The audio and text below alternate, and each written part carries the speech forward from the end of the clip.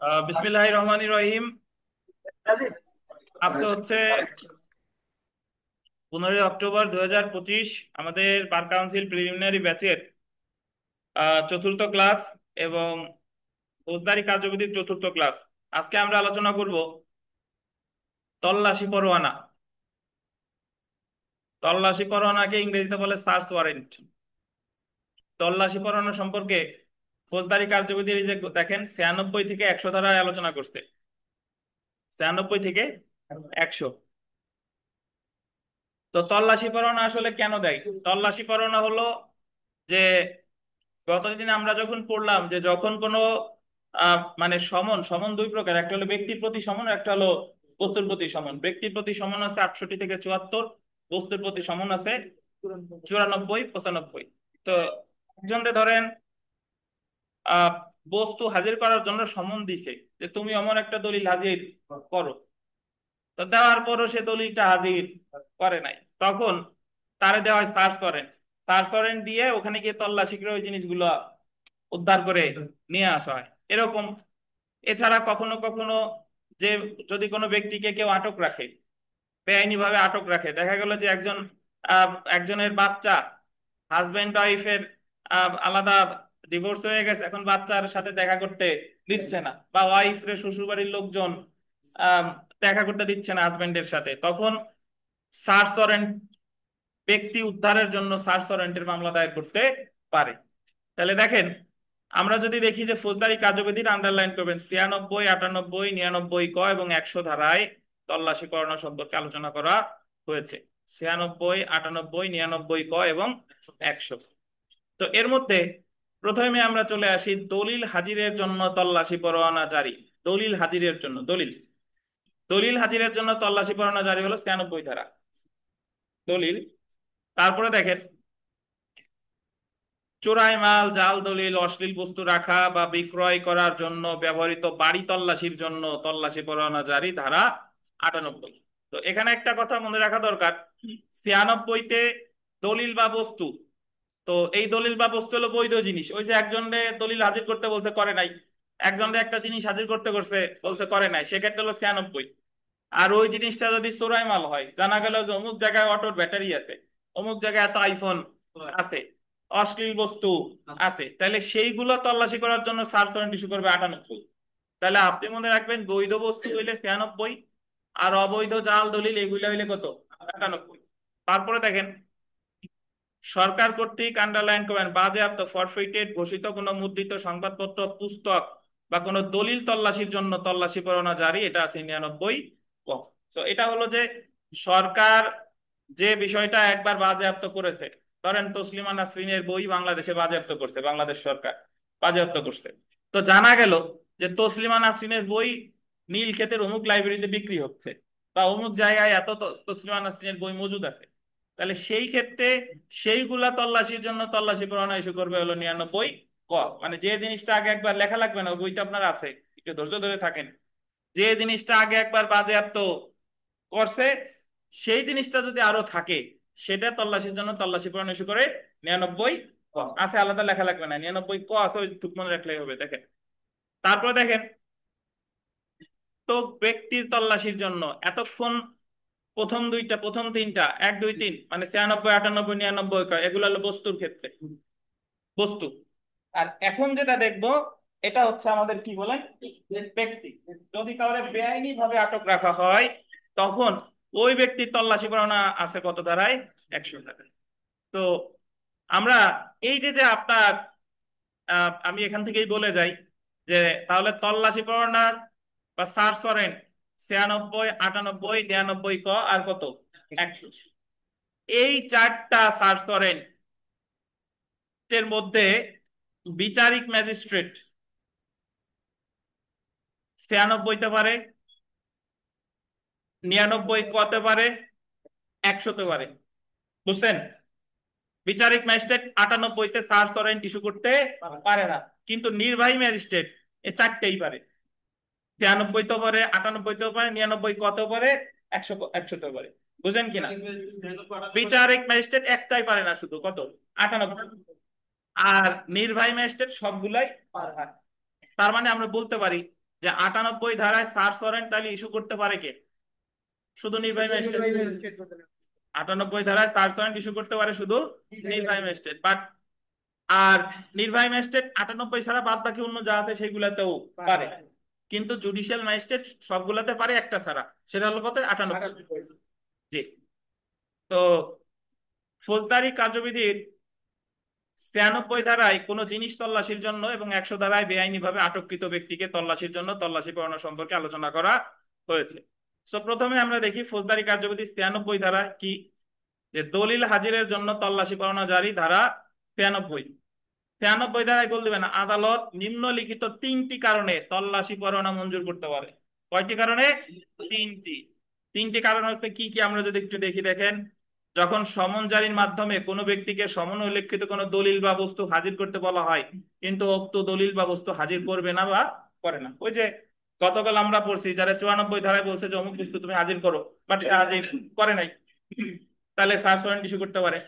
2 number দেখেন, যখন এরূপ দলিল বা বস্তু কোন ব্যক্তির দখলে আছে তা আদালতের জানা নাই। যখন দেখা গেল এই দলিল বা বস্তু কার দখলে আছে এটা আদালত জানে না, বা ফৌজদারি কার্যবিধি অনুসারে কোনো তদন্ত, বিচার বা অন্য কোনো কার্যক্রমের উদ্দেশ্য সাধন করতে, এটা বলতেন, তদন্ত, বিচার বা অন্য কোনো কার্যক্রমের উদ্দেশ্য সাধন করতে এরূপ তল্লাশি প্রয়োজন বলে। তো তাহলে সমন দিছে হাজির করে নাই, কার দখলে আছে জানা নাই, তদন্ত অনুসন্ধান বা বিচারে যদি দরকার হয়, এই 3টা ক্ষেত্রেই 96 ধারায় তল্লাশি পরোয়ানা ইস্যু করতে পারে। আর একটা কথা বলে রাখি, সেটা হচ্ছে যে সার্চ ওয়ারেন্ট হইলেই প্রতিকার রিভিশন, সার্চ ওয়ারেন্ট হইলেই প্রতিকার রিভিশন, তাতে 96, 98, 100, 99 যেখানেই হোক না কেন, যার বিরুদ্ধে সার্চ ওয়ারেন্ট ইস্যু করা হলো তার প্রতিকার হচ্ছে রিভিশন। তো জেনে রাখা ভালো, দেখেন যে 96 ধারায় যে কোনো আদালত দলিল দাখিলের জন্য তল্লাশি পরোয়ানা জারি করতে পারে। 96 ধারায় জেলা magistrate, chief judicial magistrate, chief metropolitan magistrate ডাক বা তার কর্তৃপক্ষের হেফাজতে থাকা কোনো দলিল, পার্সেল বা অন্য কোনো তল্লাশির জন্য সার্চ ওয়ারেন্ট মঞ্জুর করতে পারে। তাহলে ওই মোটামুটি আপনি যেটা মনে রাখবেন যে আপনার 96-তে বিচারিক ম্যাজিস্ট্রেটও পারে, নির্বাহী ম্যাজিস্ট্রেটও পারে। বুঝছেন? এখন আমরা চলে আসি 98 ধারা। 98 ধারায় দেখেন চোরাই মাল, জাল দলিল ইত্যাদি তল্লাশির জন্য তল্লাশি পরোয়ানা জারি, ধারা কত? 98। তো 98 এর ব্র্যাকেটে একটু লিখে রাখেন যে কোন জায়গা তল্লাশি, সার্চ অফ হাউস, এটা টাইটেল হলো সার্চ অফ হাউস, মানে লেখেন কোন জায়গা তল্লাশি,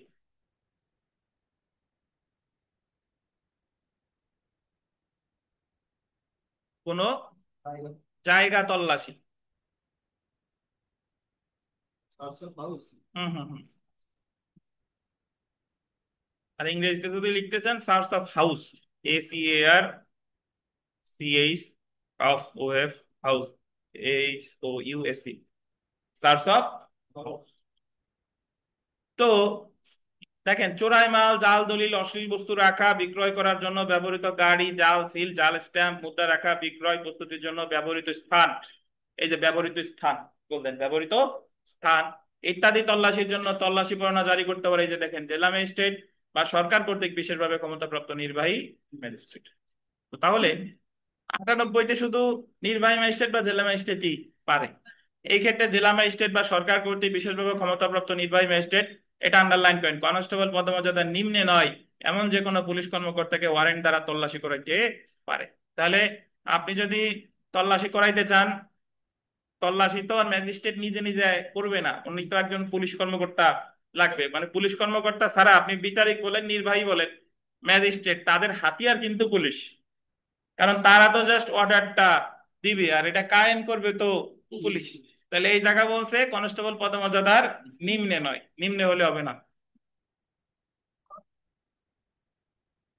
অ্যাকচুয়ালি এই জায়গার ভাষাটা হবে কনস্টেবল পদমর্যাদার উপরে, এটা লেখেন, কনস্টেবলও পারবে না। যদি বলে কনস্টেবল পদমর্যাদার নিম্নে নয়, তাহলে মনে হয় যে কনস্টেবল মনে হয় পারবে, বাট ভাষাটা লেখেন কনস্টেবল পদমর্যাদার উপরে।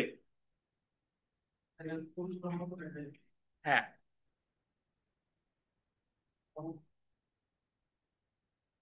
আমরা চলে আসি আটক ব্যক্তিকে তল্লাশির জন্য তল্লাশি করো না, ধারা 100। এটা হলো ব্যক্তি, দেখেন ব্যক্তি। 96তে বস্তু, 98তে বস্তু। 96 বস্তুগুলো হলো ধরেন বৈধ জিনিস, আর 98 বস্তু হলো কি অবৈধ, জাল, অশ্লীল এইগুলা।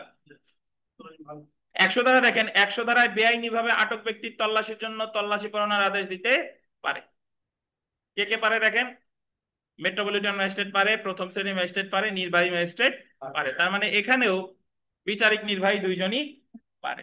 এবং মূল কথা যেটা, প্রতিকার দেখেন 96 বা 100 ধারায় তল্লাশি পরোয়ানা বাতিলের জন্য ফৌজদারি কার্যবিধি 435 বা 439 ক ধারায় দায়রা জজের কাছে, এবং 435 এবং 439 ক ধারায় দায়রা জজের নিকট রিভিশন করা যায়। অ্যাকচুয়ালি 96 এবং 100 না, যে কোনো সার্চ ওয়ারেন্ট, সেটা 96 হোক, 98 হোক, 99 ক হোক, আর 100 হোক, সার্চ ওয়ারেন্ট মানেই প্রতিকার কি বলেন, রিভিশন।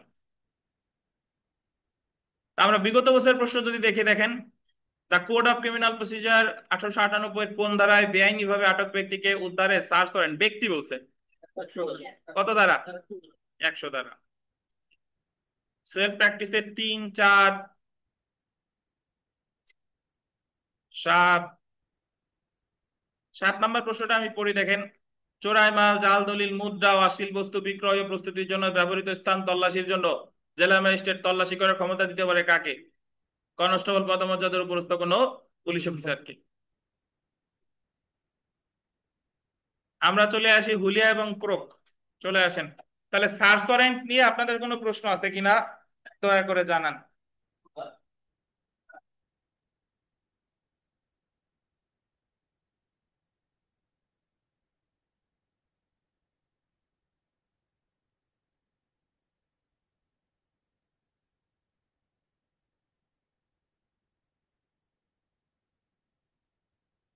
সার্চ ওয়ারেন্ট বুঝছেন সবাই? দেখি আমি একটু জিজ্ঞাসা করি, এই লালন সাহেব বলেন তো, সার্চ ওয়ারেন্ট 96 আর 98 এর মধ্যে পার্থক্য কি?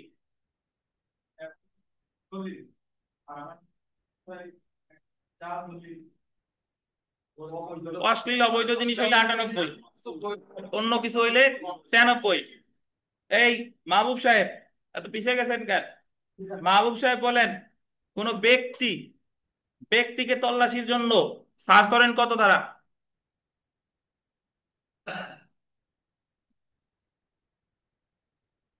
অনলাইনে যারা আছেন কমেন্ট করেন, টেক্সট দেন, ব্যক্তিকে তল্লাশির জন্য সার্চ ওয়ারেন্ট কত ধারা? মাহবুব সাহেব মাত্র পড়ছি, দেখেন।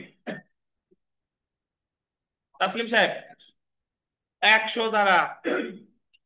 ও দিনেশ বলেন, দিনেশ সোনা বলেন যে এই 4টা ধারায় যে সার্চ করেন, শুধু নির্বাহী ম্যাজিস্ট্রেটের ক্ষমতা আছে কোন ধারায়?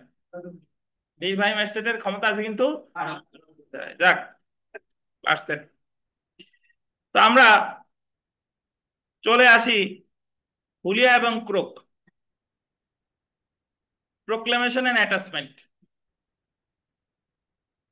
ভাই হুলিয়ার ইংরেজি হচ্ছে প্রোক্লেমেশন, আর ক্রোকের ইংরেজি হচ্ছে অ্যাটাচমেন্ট। তো হুলিয়া অর্থ হলো মানে প্রোক্লেমেশন বা ঘোষণা। হুলিয়ার আর একটা বাংলা প্রতিশব্দ যদি বলেন ঘোষণা।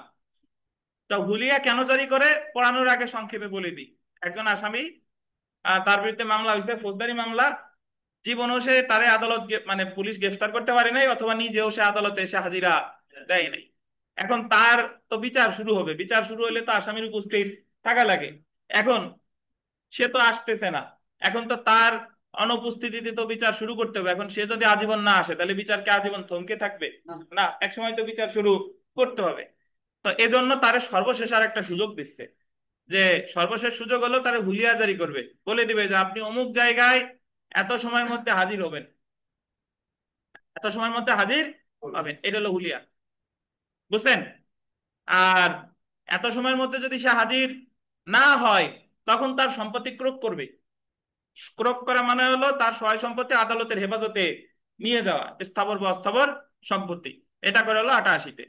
তাহলে হুলিয়া জারি করে 87-তে, আর সম্পত্তি ক্রোক করে কততে, 88-তে। সো আমরা একটু পড়া শুরু করি, দেখেন।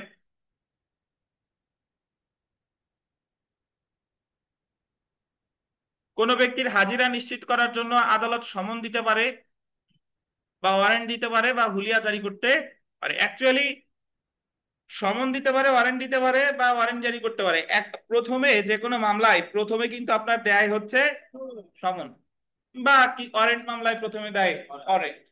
ধরেন সমন মামলায় সমন দিল, আসে নাই, তারপরে হবে ওয়ারেন্ট। তারপরে গিয়ে যদি ওয়ারেন্ট অনুসারেও সে না আসে, একটা পর্যায়ে গিয়ে দেবে হচ্ছে হুলিয়া।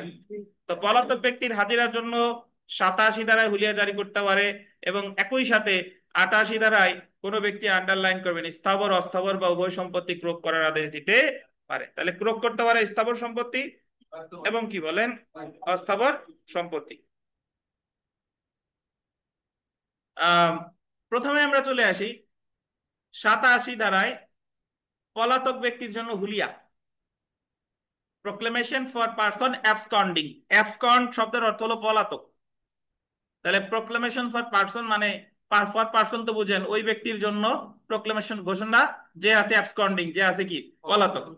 তাহলে দেখেন যে পলাতক ব্যক্তি বা আত্মগোপন করেছে এমন ব্যক্তির হাজিরার জন্য 87 ধারায় আদালত কুল দিবেন লিখিত হুলিয়া জারি করতে পারে। হুলিয়াটা সবসময় হবে কি বলেন লিখিত হওয়া।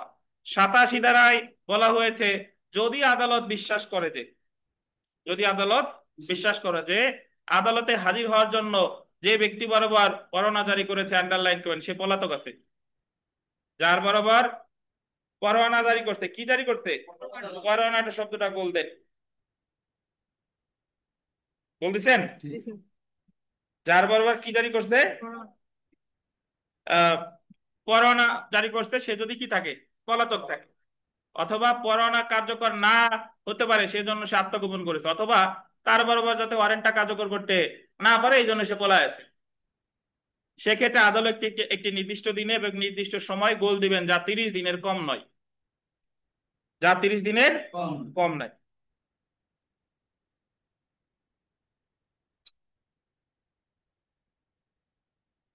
যা 30 দিনের কম নয় হাজির হওয়ার নির্দেশ দিয়ে লিখিত হুলিয়া জারি করতে পারে। তাহলে যদি বলে পরীক্ষায় যে হুলিয়ার ক্ষেত্রে আসামিকে হাজির হওয়ার জন্য সর্বনিম্ন সময় দিবে 30 দিন, আর সর্বোচ্চ কথাটা এখানে বলা নাই, তার মানে সর্বোচ্চ কতদিন হবে এটা হলো আদালতের বিবেচনামূলক ক্ষমতা। বুঝতে পারছেন? তাহলে খুব সহজ, পীযূষ এদিক তাকান। হুলিয়া জারি করে যদি ওয়ারেন্ট অনুসারে গ্রেফতার করা না যায়, হুলিয়া হবে কি লিখিত। হুলিয়ায় কতদিনের মধ্যে হাজির হওয়ার নির্দেশ দিবে 30 দিনের মধ্যে। 30 দিন সর্বনিম্ন, সর্বোচ্চ আরো বেশি। এখানে একটু লেখেন যে 3টি উপায়ে হুলিয়া জারি করা যায়।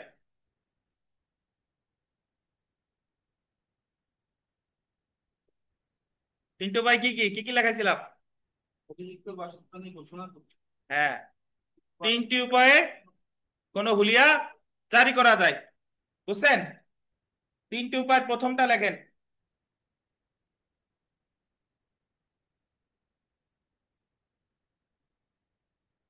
1 নাম্বার লেখেন, অভিযুক্তের বাসস্থানে, অভিযুক্তের বাসস্থানের প্রকাশ্য স্থানে,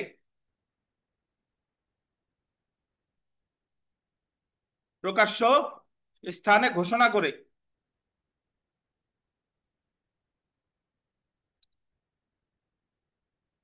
দেখছেন? 2 নাম্বারে লেখেন, অভিযুক্তের বাসস্থানে লটকিয়ে,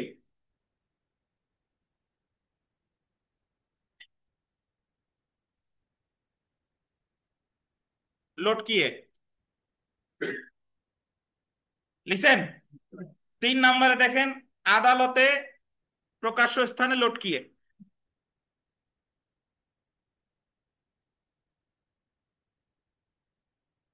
আদালতের প্রকাশ্য স্থানে লটকিয়ে, লটকিয়ে মানে হলো লাগাই দেওয়া, মানে লাগাই দিছে, টাঙাই দিছে। বুঝছেন?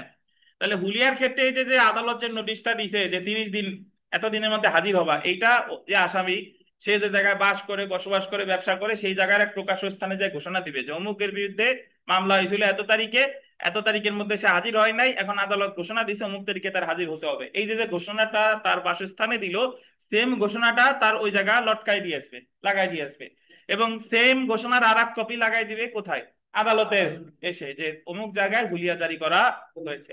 তার মানে তাহলে হুলিয়া জারি করা যায় কয়টি উপায়ে?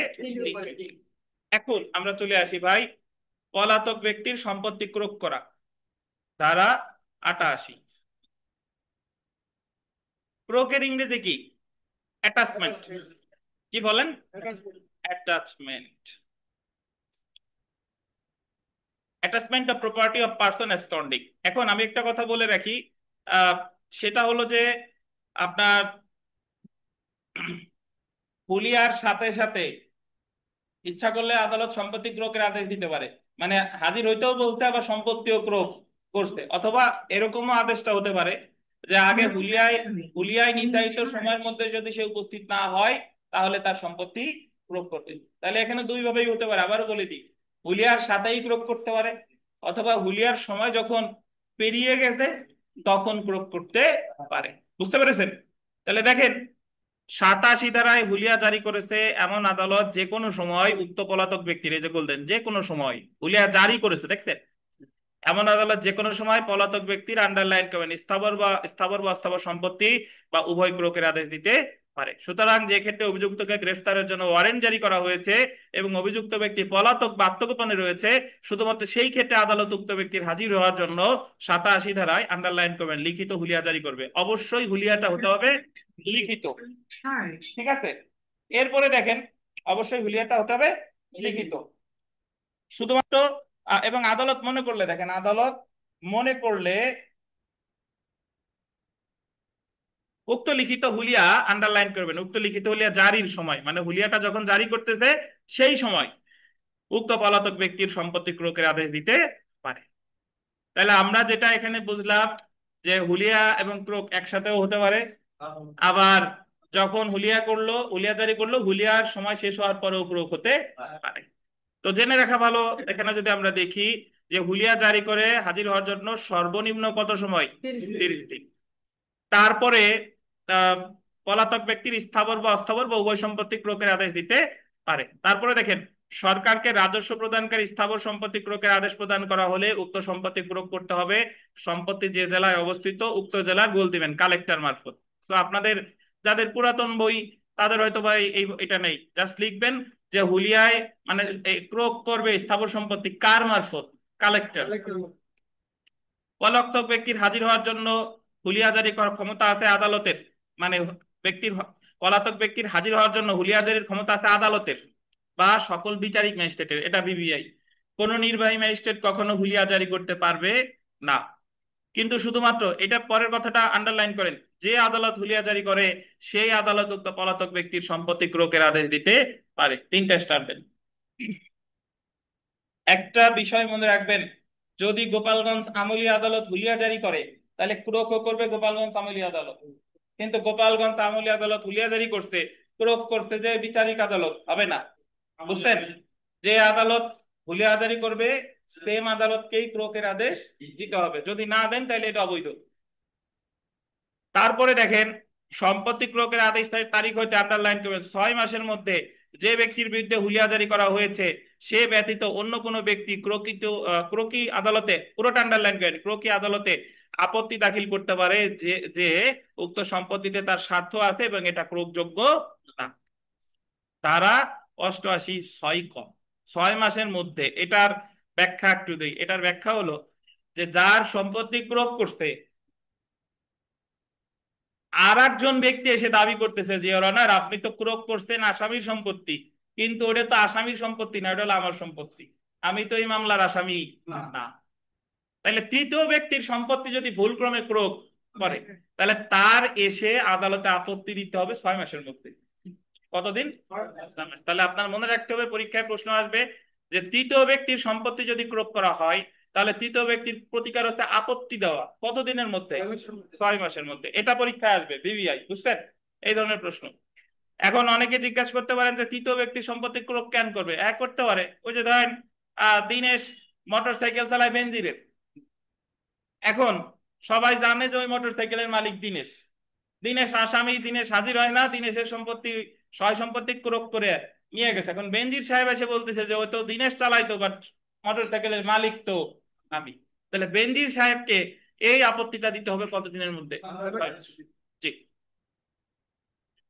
তারপরে দেখেন, 88 6 ক ধারায় স্বার্থ সংশ্লিষ্ট লিখিত আপত্তি মঞ্জুর না করলে মানে সে বেনজির গিয়ে থার্ড পার্টিকে বললো যে আমারে দেন, মঞ্জুর না করলে তার তার ব্যাখ্যায় আদালত সন্তুষ্ট হয় নাই, না মঞ্জুরের আদেশের তারিখ হইতে আন্ডারলাইন করবেন 1 বছরের মধ্যে উক্ত সম্পত্তিতে তার সত্ত্ব প্রতিষ্ঠা করার জন্য মোকদ্দমা দায়ের করতে বিবিআই।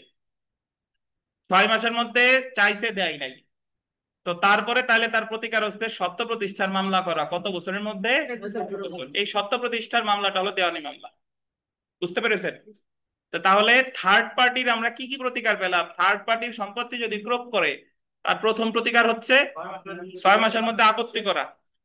ওই আপত্তিও তার নামঞ্জুর করে দিছে, তাহলে সেকেন্ড যে প্রতিকার আছে সেটা হলো দেওয়ানি আদালতে সত্ত্ব প্রতিষ্ঠার মামলা করা। কত সময়? 1 বছর। বুঝতে পেরেছেন? তারপরে দেখেন যে যদি পলাতক ব্যক্তি হুলিয়া উল্লেখিত সময়ের মধ্যে হাজির না হয়, হুলিয়ায় তো একটা সময় দিয়ে দিছে না, সেই সময়ের মধ্যে সে হাজির না হয়, তাহলে ক্রোকি সম্পত্তি সরকারের উপর বর্তাবে। হুলিয়ায় যে সময় আছে ওই সময়ের মধ্যে সে হাজির না হলে কার উপর বর্তাবে? সরকারের উপর। কিন্তু ক্রোকের তারিখ হইতে গোল দিবেন 6 মাসের মধ্যে ওই সম্পত্তি বিক্রি করা যাবে না। সরকারের উপর বর্তাইলো, বাট সরকার এটা বিক্রি করবে কয় মাসের পরে? 6 মাস পরে। 6 মাসের মধ্যে কিন্তু বিক্রি করা যাবে। তাহলে এখানে তথ্যগুলো ছোট ছোট করে মনে রাখবেন। পরোয়ানা দিছে, গ্রেফতার করতে পারে নাই হুলিয়া। হুলিয়া হবে লিখিত 87 ধারায়, হুলিয়ার ইংরেজি প্রোক্লেমেশন। হুলিয়া জারি করে 87 ধারায়, 3টি উপায়ে ঘোষণা করে, লটকিয়ে, আদালত প্রাঙ্গণে লটকিয়ে। হুলিয়ার সর্বনিম্ন সময় 30 দিন। হুলিয়ার সাথে সাথে ক্রোক করতে পারে 88 ধারায়, স্থাবর অস্থাবর সম্পত্তি উভয়। তো স্থাবর সম্পত্তি ক্রোক করবে জেলা কালেক্টর মারফত। আর তৃতীয় কোনো ব্যক্তির সম্পত্তি ক্রোক করলে সে আপত্তি দিবে 6 মাসের মধ্যে। ওই আপত্তি দেওয়ার পরও সম্পত্তি না দিলে তাহলে সে সত্ত্ব প্রতিষ্ঠার মামলা করবে 1 বছরের মধ্যে। হুলিয়ায় উল্লিখিত সময়ের মধ্যে হাজির না হলে সরকারের উপর বর্তাবে। তবে সরকার বিক্রি করতে পারবে কয় মাস পরে? 6 মাস পরে। এই তো।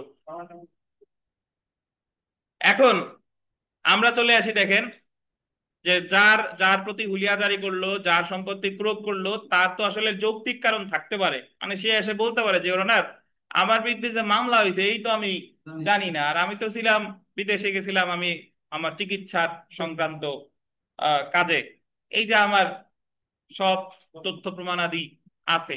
তাহলে তারও যৌক্তিক কারণ থাকতে পারে। তাহলে তার আসলে প্রতিকার কি? দেখেন, আহ প্রথমে দেখেন প্রকৃত সম্পত্তি পুনরুদ্ধার। তার যে সম্পত্তি ক্রয় করলো এই সম্পত্তি সে পুনরুদ্ধারের আবেদন করবে। ক্রয় সম্পত্তি পুনরুদ্ধার, এখানে ব্র্যাকেটে লেখেন 89 ধারা। কত ধারা? 89 ধারা। 89 ধারা।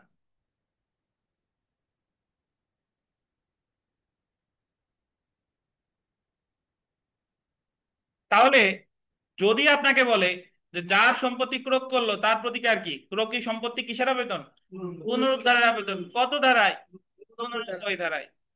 দেখেন, যার সম্পত্তি ক্রয় করা হয়েছে সে ক্রয়ের তারিখ হইতে গোল দিবেন 2 বছরের মধ্যে ক্রয় আদেশ প্রদান করে আদালতে হাজির হয়ে ক্রয় সম্পত্তি পুনরুদ্ধারের আবেদন করতে পারে। তাহলে তার সম্পত্তি তো ক্রয় করছে, এখন তার প্রতিকার হলো পুনরুদ্ধারের আবেদন করা। কতদিনের মধ্যে? 2 বছরের মধ্যে। যদি উক্ত ব্যক্তি প্রমাণ করতে পারে যে সে পলাতক ছিল না, পরোয়ানা এড়ানোর জন্য সে আত্মগোপন করেনি, বা সে নির্ধারিত সময়ে হুলিয়া পায়নি, তাহলে আদালত তার প্রকৃত সম্পত্তি পুনরুদ্ধারের আবেদন মঞ্জুর করতে পারে। সে যদি আদালতকে দেখাইতে পারে যে আমি তো আসলে পলাতক ছিলাম না, এই যে আমার যৌক্তিক কারণ আছে, তাহলে আদালত তার প্রকৃত সম্পত্তি ফিরিয়ে দিতে পারে। আবেদন নামঞ্জুর হলে, দেখেন, আবেদন নামঞ্জুর হলে তার বিরুদ্ধে আপিল করা যাবে। যদি সে সকল ব্যাখ্যা দিয়েছে, দেওয়ার পরেও তার সম্পত্তি ফিরাইয়া দেয় নাই, তাহলে ওই যে যে নামঞ্জুর 89 ধারার আবেদন যে নামঞ্জুর করলো এটার বিরুদ্ধে তার প্রতিকার হচ্ছে আপিল। তো এখানে একটা কথা লেখেন যে সবার প্রথমে একেবারেই আহ আচ্ছা লেখেন 89 ধারার আবেদন নামঞ্জুর সমান সমান আপিল। 89 ধারার আবেদন নামঞ্জুর সমান সমান আপিল। লেখছেন?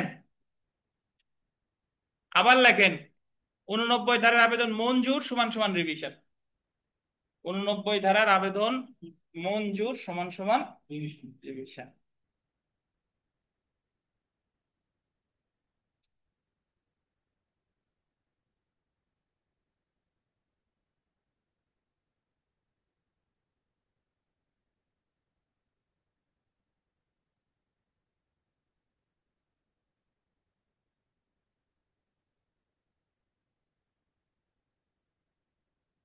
তাহলে 89 ধারার যে আবেদন, এটা যদি না মঞ্জুর হয়, না মঞ্জুর হইলে সংক্ষুব্ধ তো আসামি মানে অভিযুক্ত ব্যক্তি, তার প্রতি করে আপিল। আমরা এই যে যে আপিল, এটা হলো সর্বপ্রথম আপিল করবো ফৌজদারি কার্যবিধি 405 ধারায়, একটু পরেই পড়তেছি। আর 89 ধারা আবেদন যদি মঞ্জুর হয়, মানে আসামি তার সম্পত্তি পুনরুদ্ধার, মানে তার সম্পত্তি তারে ফিরাইয়া দিছে, তাইলে সংক্ষুব্ধ হলো রাষ্ট্রপক্ষ। তাহলে রাষ্ট্রপক্ষের প্রতিকার হলো রিভিশন। বুঝতে পারছেন?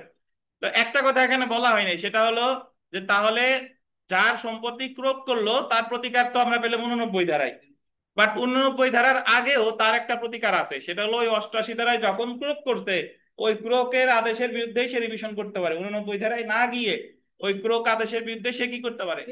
রিভিশন। তো এখানে একটু লিখে রাখেন যে 88 ধারা সমান সমান রিভিশন।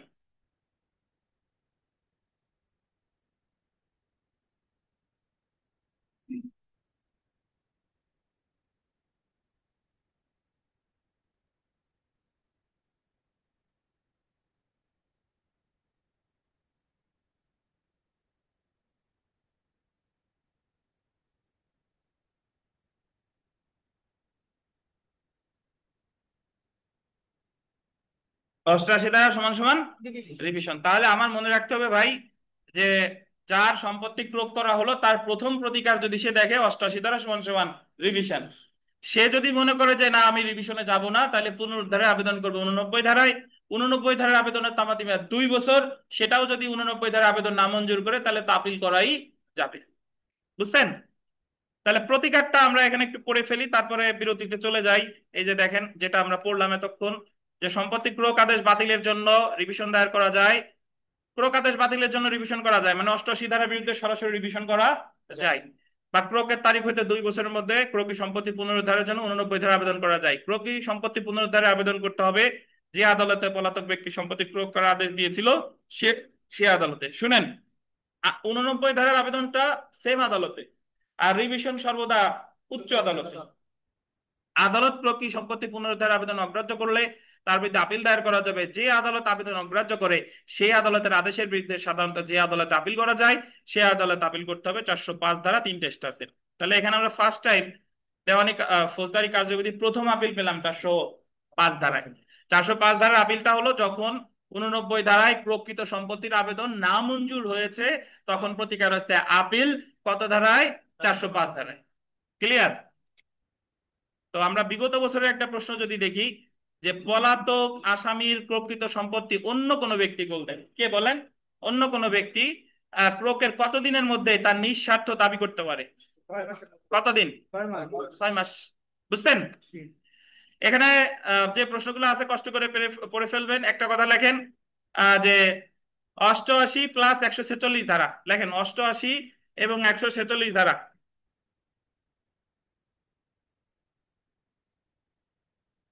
88 এবং 146 ধারা সমান সমান লেখেন সম্পত্তি ক্রোক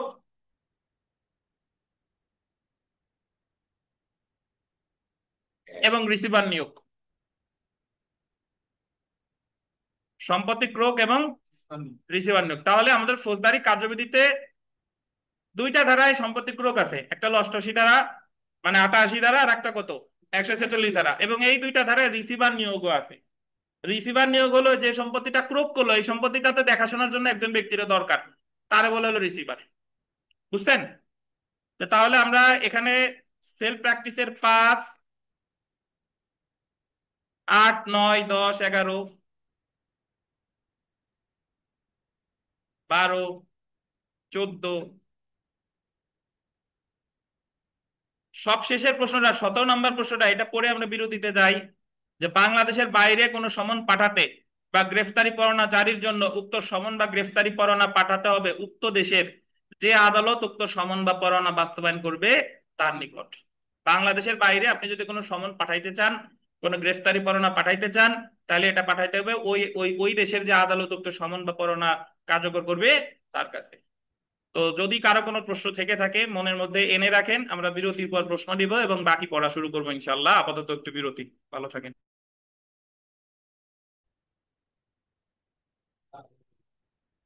দেখেন, আমরা বিরতির পর পড়া শুরু করি। তো হুলিয়া ক্রোক এটা নিয়ে কোনো প্রশ্ন থাকলে জিজ্ঞাসা করতে পারেন। যদি আপনাদের হুলিয়া ক্রোক এই টপিক নিয়ে কোনো প্রশ্ন থাকে, দয়া করে জিজ্ঞাসা করেন, দ্রুত জিজ্ঞাসা করেন। অনলাইন অফলাইনে যারা আছেন জিজ্ঞাসা করতে পারেন।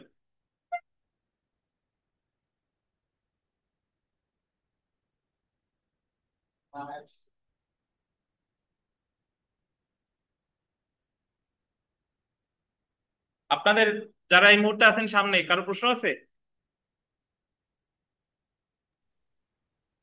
স্যার ঠিক আছে। 93 কটা প্লিজ স্যার? জি।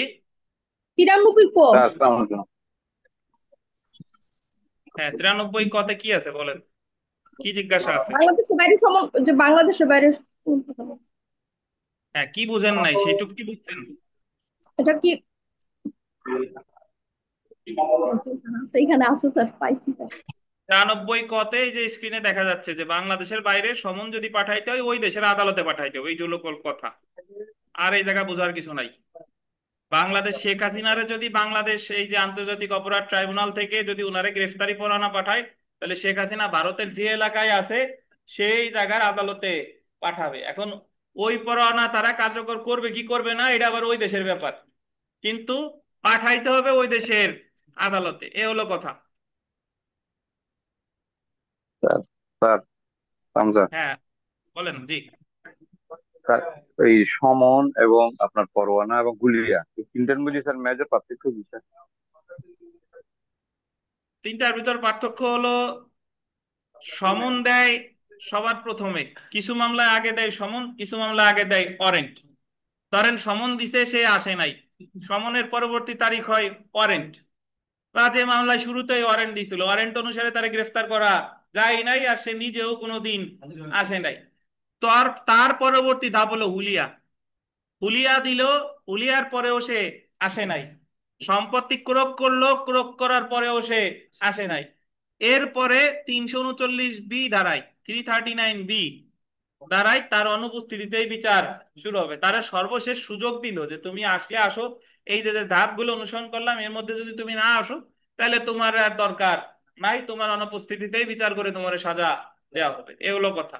সবার আগে সমন, তারপরে ওয়ারেন্ট, তারপরে হুলিয়া, তারপরে ক্রোক, তারপরে হলো আসামির অনুপস্থিতিতে বিচার। বুঝছেন তো আপ সাহেব? জি স্যার, জি স্যার। ওকে। তা আমরা 99 ক ধারাটা দেখি, দেখেন। এখান থেকে একবার প্রশ্ন এসেছিল, এই অংশটুকু গুরুত্বপূর্ণ, যে ধারা 99 ক, সংবাদপত্র, পুস্তক বা কোনো নথি বাজেয়াপ্ত করা। সংবাদপত্র বাজেয়াপ্ত করে পুস্তক বাজেয়াপ্ত করতে পারে কোনো নথি। 99 ক ধারা অনুসারে নিম্নলিখিত ক্ষেত্রে সরকার কোনো মুদ্রিত সংবাদপত্র, পুস্তক বা কোনো দলিল বাজেয়াপ্ত ঘোষণা করতে পারে। কি কি বলেন? সংবাদপত্র, পুস্তক আর দলিল। যা প্রকাশ করা দণ্ডবিধির, আন্ডারলাইন করবেন, 123 ক, 124 ক, 153 ক, 292, 295, 505, 505, 505 ক ধারায় শাস্তিযোগ্য। এই ধারাগুলো আসলে মানে আপনাদের ইন্ডিভিজুয়ালি জানার প্রয়োজন নাই, জাস্ট এখানে মনে রাখেন। একটা দুইটা বলি, সেটা হলো 124 কতে আছে রাষ্ট্রদ্রোহিতা, 153 কতে আছে শ্রেণী সমূহের মধ্যে বৈষম্য, আর এই যে 295 কতে আছে ধর্ম রিলেটেড, আর 292-তে আসলে অশ্লীল লেখা বস্তু এইগুলা, ঠিক আছে? তো তারপরে দেখেন, যা প্রকাশ করা, আন্ডারলাইন করবেন, বাংলাদেশের রাষ্ট্রপতি, প্রধানমন্ত্রী বা সংসদের স্পিকার বা প্রধান বিচারপতির জন্য মানহানিকর। তো এখান থেকে প্রশ্ন আসতে পারে যে নিম্নের কোন ব্যক্তির বিরুদ্ধে মানহানিকর বক্তব্য দিলে ওই বই পুস্তক বাজেয়াপ্ত করতে পারে? রাষ্ট্রপতি, প্রধানমন্ত্রী, সংসদের স্পিকার, আর কে? প্রধান বিচারপতি, এই চারজন। তারপরে দেখেন, যে কোনো বিষয় যেটা মারাত্মকভাবে অশ্লীল এবং কুৎসাজনক, এছাড়া যে কোনো বিষয় যেটা মারাত্মকভাবে অশ্লীল এবং কুৎসাজনক, এমন কোন শব্দ বা দৃশ্যমান বিবৃতি, শব্দ বা দৃশ্যমান বিবৃতি মানে যেটা দেখা যায়, যা কোনো ব্যক্তি বা ব্যক্তিদের কোনো আমলযোগ্য অপরাধ করতে উত্তেজিত করে বা করতে পারে। আপনি এমন কোন শব্দ করতেছেন বা ভিডিওতে এমন কিছু বলতেছেন যার মাধ্যমে, আপনার কথার মাধ্যমে কোনো ব্যক্তি বা ব্যক্তিদের আমলযোগ্য অপরাধ করতে কি করে, উত্তেজিত করে। বর্তমানে মানে এরকম যদি কোনো কিছু হয় তাহলে সরকার তার নির্বাহী আদেশ বলে ওই পত্রিকা, ওই বই, ওই চ্যানেল বাজেয়াপ্ত করতে পারে। তো যদি বাজেয়াপ্ত করে তাহলে তার প্রতিকার কি দেখেন। ধরেন ওই যে আমার দেশ পত্রিকা একসময় বাজেয়াপ্ত করছিল, তারপরে বিজয় টিভি এখনো চালু হয় নাই, তারপরে এরকম যদি কোনো কিছু করে অ্যাকচুয়ালি নির্বাহী ক্ষমতা বলে করে 99 ক। এখন দেখেন হাইকোর্ট বিভাগে আবেদন করা, 99 ক ধারায় প্রদত্ত বাজেয়াপ্তির আদেশ বাতিল করার জন্য স্বার্থ সংশ্লিষ্ট যে কোনো ব্যক্তি 2 মাসের মধ্যে হাইকোর্ট বিভাগে আবেদন করতে হবে। এটা গুরুত্বপূর্ণ। পরীক্ষায় প্রশ্ন আসবে যে 99 ক ধারায় যদি কোনো কিছু বাজেয়াপ্ত করা হয় তাহলে এর বিরুদ্ধে প্রতিকার কি আপিল, রিভিউ, রিভিশন নাকি আবেদন করা হাইকোর্টে। হাইকোর্টে আবেদন করা কতদিন? 2 মাসের মধ্যে। এবং এই যে 2 মাসের মধ্যে আবেদনটা করবে এই কথাটা বলা আছে 99 খ। 99 খ। সো এখানে একটু লিখে রাখেন 99 খ।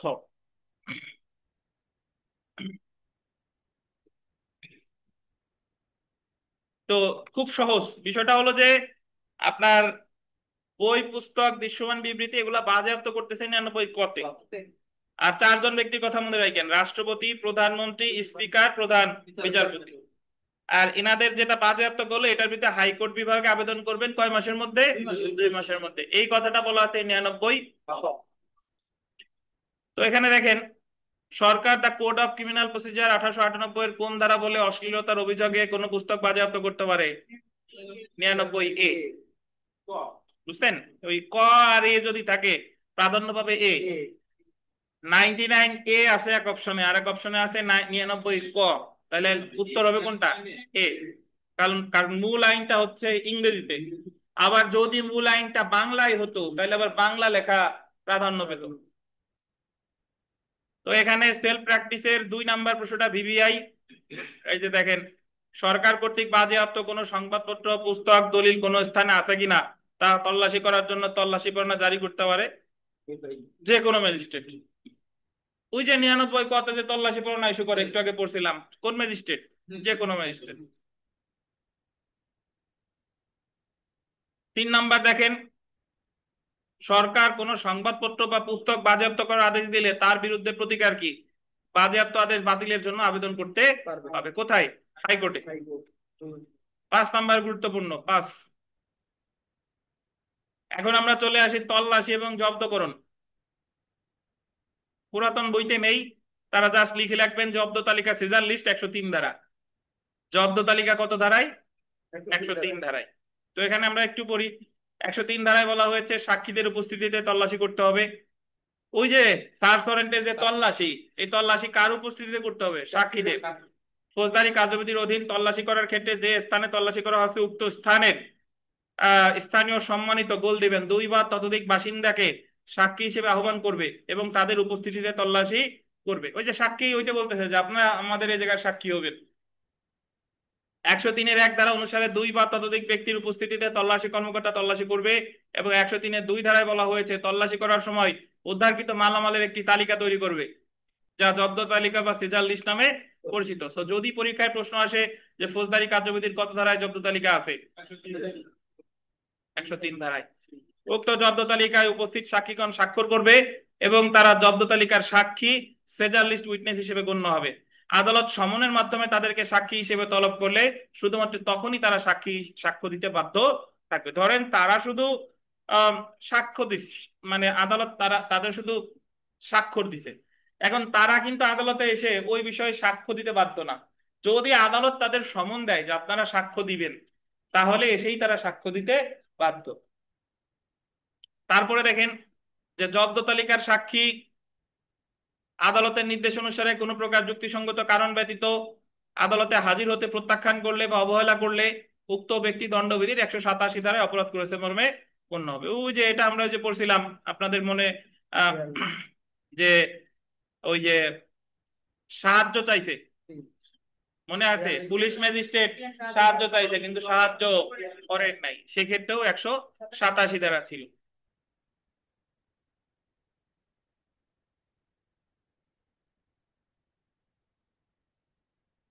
হ্যাঁ ইকবাল সাহেব কি প্রশ্ন আছে বলেন, দ্রুত বলেন। স্যার 99B-তে যে আবেদনে করতে হয়, যে আদেশের বিরুদ্ধে, মানে বই পুস্তক যে বাতিল করা হলো তার বিরুদ্ধে যে আবেদন করতে হবে, এই আবেদনের প্রতি কোনো নাম আছে? যে আমরা তো জানি যে রিভিউ, আপিল বা এরকম নাম হয় না, এটা বাতিলের জন্য। আপত্তি, কোনো নাম নাই, এটা জাস্ট ঠিক আছে স্যার, আবেদনই। ধন্যবাদ। জি। তাহলে আমরা চলে আসি এখন, দেখেন অপরাধ দমন, প্রিভেনশন অফ অফেন্সেস, ধারা 106 থেকে 153। ফৌজদারি কার্যবিধিতে অপরাধ দমন বা শান্তি শৃঙ্খলা সংরক্ষণ। আচ্ছা, তার আগে বলে রাখি, এই যে 106 থেকে 153, এই জায়গায় শুধু 106 বাদে, তার মানে 107 থেকে 153 পর্যন্ত এই জায়গায় জুডিশিয়াল ম্যাজিস্ট্রেটের কোনো ফাংশন নাই। 107 থেকে 153 এই জায়গায় ফাংশন আছে শুধু নির্বাহী ম্যাজিস্ট্রেট এবং পুলিশ, এদের। আর জুডিশিয়াল ম্যাজিস্ট্রেটের এখানে কোনো কার্যক্রম নেই। তো যদি দেখেন যে ফৌজদারি কার্যবিধিতে অপরাধ দমন, শান্তি শৃঙ্খলা সংরক্ষণ কিংবা গণ উপদ্রব নিবারণের জন্য কিছু প্রতিকারমূলক ব্যবস্থা গ্রহণের ক্ষমতা পুলিশ নির্বাহী ম্যাজিস্ট্রেটকে দেওয়া হয়েছে। পুলিশ বা লেখেন, পুলিশ বা নির্বাহী ম্যাজিস্ট্রেটকে দেওয়া হয়েছে। সো এগুলা কি কি দেখেন, আমরা প্রথমে দেখি শান্তি রক্ষা বা সদাচরণের মুসলেকা, 106 থেকে কত, 126 ক পাইছেন। বেআইনি সমাবেশ, 127 থেকে 132। জনসাধারণের উৎপাত, 132 ক থেকে 143 হবে, 42 লেখছে, 132 ক থেকে 143। উৎপাত বা আসন্ন বিপদের জরুরি ক্ষেত্রে আদেশ, 144 ধারা। আর স্থাবর সম্পত্তি সম্পর্কিত বিরোধ, 145 ধারা। তো এই অপরাধগুলো বা এই বিধানগুলো, অপরাধ তো না, এই বিধানগুলো আলোচনা করছে আপনার 106 থেকে 145 ধারা পর্যন্ত। তো তার মধ্যে প্রথমেই আমরা চলে আসি 106 থেকে 126 ক, শান্তি বা সদাচরণের জন্য মুসলেকা। শান্তি বা সদাচরণের জন্য মুসলেকা, ফৌজদারি কার্যবিধির 106 ধারায় মুসলেকার আদেশের উদ্দেশ্য হলো অপরাধ প্রবণ ব্যক্তি যাতে ভবিষ্যতে কোনো অপরাধ না করে। মুসলেকা কথাটা অনেকেই বুঝেন না। মুসলেকা হচ্ছে আপনার সিকিউরিটি, বা আর এক নাম হলো বন্ড, অঙ্গীকারনামা। মুসলেকা মানে হলো অঙ্গীকারনামা, আমি একজনের কাছে মুসলেকা দিচ্ছি এই উদ্দেশ্যে যে ভবিষ্যতে আমি ওই জায়গা কোনো কতগুলো অঙ্গীকারের কথা বলছি যে ওইগুলো আমি ভবিষ্যতে করব না, যদি আমি করি তাহলে আমি একটা নির্দিষ্ট জরিমানা বা একটা নির্দিষ্ট ক্ষতিপূরণ দিতে বাধ্য থাকবো। বুঝছেন? ধরেন আপনারা যখন বাংলাদেশ বার কাউন্সিলে ফর্ম পূরণ করছেন, আপনারাও মুসলেকা দিচ্ছেন, ওই জায়গায় বলা আছে যে আপনি রাষ্ট্রবিরোধী কোনো কর্মকাণ্ড করছেন কিনা, তারপরে আপনি ফৌজদারি অপরাধে অভিযুক্ত হয়েছেন কিনা, এইগুলোতে কেউ ইএস দেয় কেউ না দেয়, কোনো সরকারি চাকরিরত আছেন কিনা, যদি থাকেন তাহলে ভবিষ্যতে কিন্তু আপনার বিরুদ্ধে কোনো অ্যাকশন নেওয়া হবে। তাহলে এটাও এক ধরনের মুসলেকা। তাহলে ফৌজদারি কার্যবিধির 106 থেকে 126 ক পর্যন্ত সাধারণত দুইটি উদ্দেশ্যে মুসলেকার আদেশ দেওয়া হয়। প্রথম দেখেন, শান্তি রক্ষার জন্য মুসলেকা। শান্তি রক্ষার জন্য মুসলেকা, security for keeping the peace. পাশে লেখেন ধারা 106 ও 107। Security for keeping the peace, security মানে মুসলেকা, ফর কিপিং দ্য পিস মানে শান্তি রক্ষা, পিস মানে এই জায়গা হলো শান্তি। সো শান্তি রক্ষার মুসলেকা আছে কত কত ধারায়, 106 এর 100। এখন শান্তি রক্ষার মুসলেকা যদি খুব সহজ ভাবে বলি, অল্প কথায়, যে কেউ যাতে শান্তি ভঙ্গ না করে, কেউ যাতে শান্তি ভঙ্গ না করে, এই মর্মে সে অঙ্গীকারনামা দিছে যে আমি এতদিন এত মাস পর্যন্ত কোনো শান্তি ভঙ্গ করব না। তো এই বিধানটা আছে 106 আর 107। তারপরে দেখেন সদাচরণের জন্য মুসলিকা, সিকিউরিটি ফর গুড বিহেভিয়ার। পাশে লেখেন ধারা 108 থেকে 110। 108 থেকে 110, 108 থেকে 110। তাহলে সদাচরণের মুসলেকা মানে হলো কেউ যাতে ভালো ব্যবহার করে, কেউ যাতে সদাচরণ করে, তার আচার আচরণ যাতে ভালো থাকে। বুঝছেন?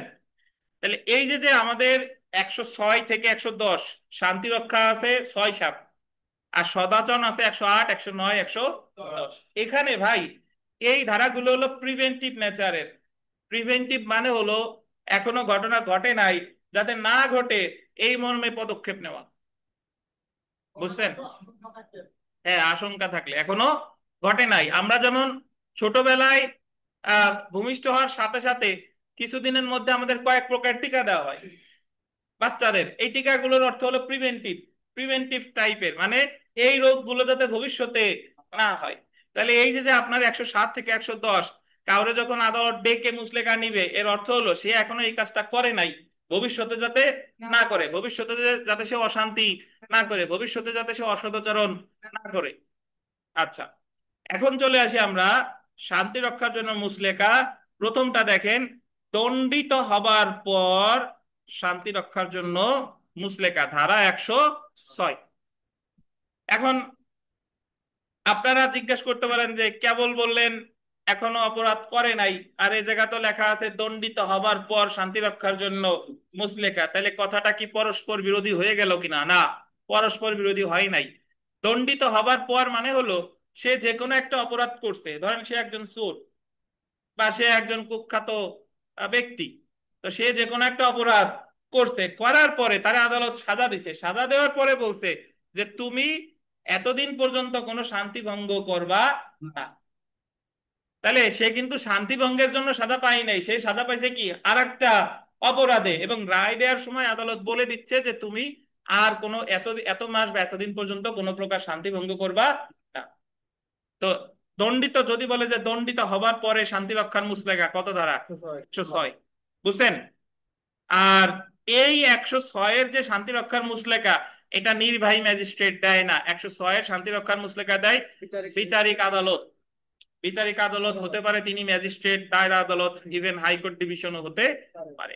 তাহলে 106-এর ফাংশন নির্বাহী ম্যাজিস্ট্রেটের না। তারপরেরটা দেখেন, দণ্ডিত অন্যান্য ক্ষেত্রে শান্তি রক্ষার মুচলেকা, ধারা কত? 107। তো আমরা এই অন্যান্য ক্ষেত্রটাকে বলতে পারি দণ্ডিত হওয়ার পূর্বে। কি বলে? দণ্ডিত হওয়ার পূর্বে।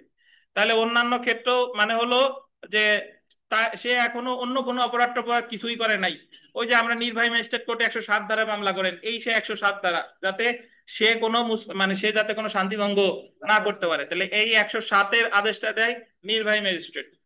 এটা বিচারিক ম্যাজিস্ট্রেটের কাছে করা যায় না, এটা কে করে? নির্বাহী ম্যাজিস্ট্রেট। তো তাহলে শান্তি রক্ষার মুচলেকা 106-ও আছে, 107-ও আছে। যদি বলেন 6-7-এর মধ্যে পার্থক্য কি? 6 দেয় বিচারিক আদালত, আর 7 দেয় কে? নির্বাহী ম্যাজিস্ট্রেট, বুঝছেন? আচ্ছা, এছাড়া আরো যে পার্থক্য আছে সেটা যদি দেখেন, 106 ধারার অধীনে দণ্ডিত হওয়ার পর শান্তি রক্ষার জন্য মুচলেকা দেওয়া হয়, যে আদালতে আসামি দণ্ডপ্রাপ্ত হয় সে আদালত গোল দিবেন 3 বছরের অনধিক সময়ের জন্য শান্তি রক্ষার জন্য মুচলেকা প্রদানের আদেশ দিতে পারে। তাহলে পরীক্ষায় প্রশ্ন আসবে যে 106 ধারায় শান্তি রক্ষার মুচলেকার আদেশ কতদিন দিতে পারে? কতদিন? 3 বছর, সর্বোচ্চ 3 বছর। আবার 107 ধারার অধীন দণ্ডিত হওয়ার ক্ষেত্র ছাড়া অন্যান্য ক্ষেত্রে শান্তি রক্ষার জন্য মুচলেকা, তবে এই ক্ষেত্রে গোল দিবেন মুচলেকায় 1 বছরের অধিক সময়ের জন্য হবে না।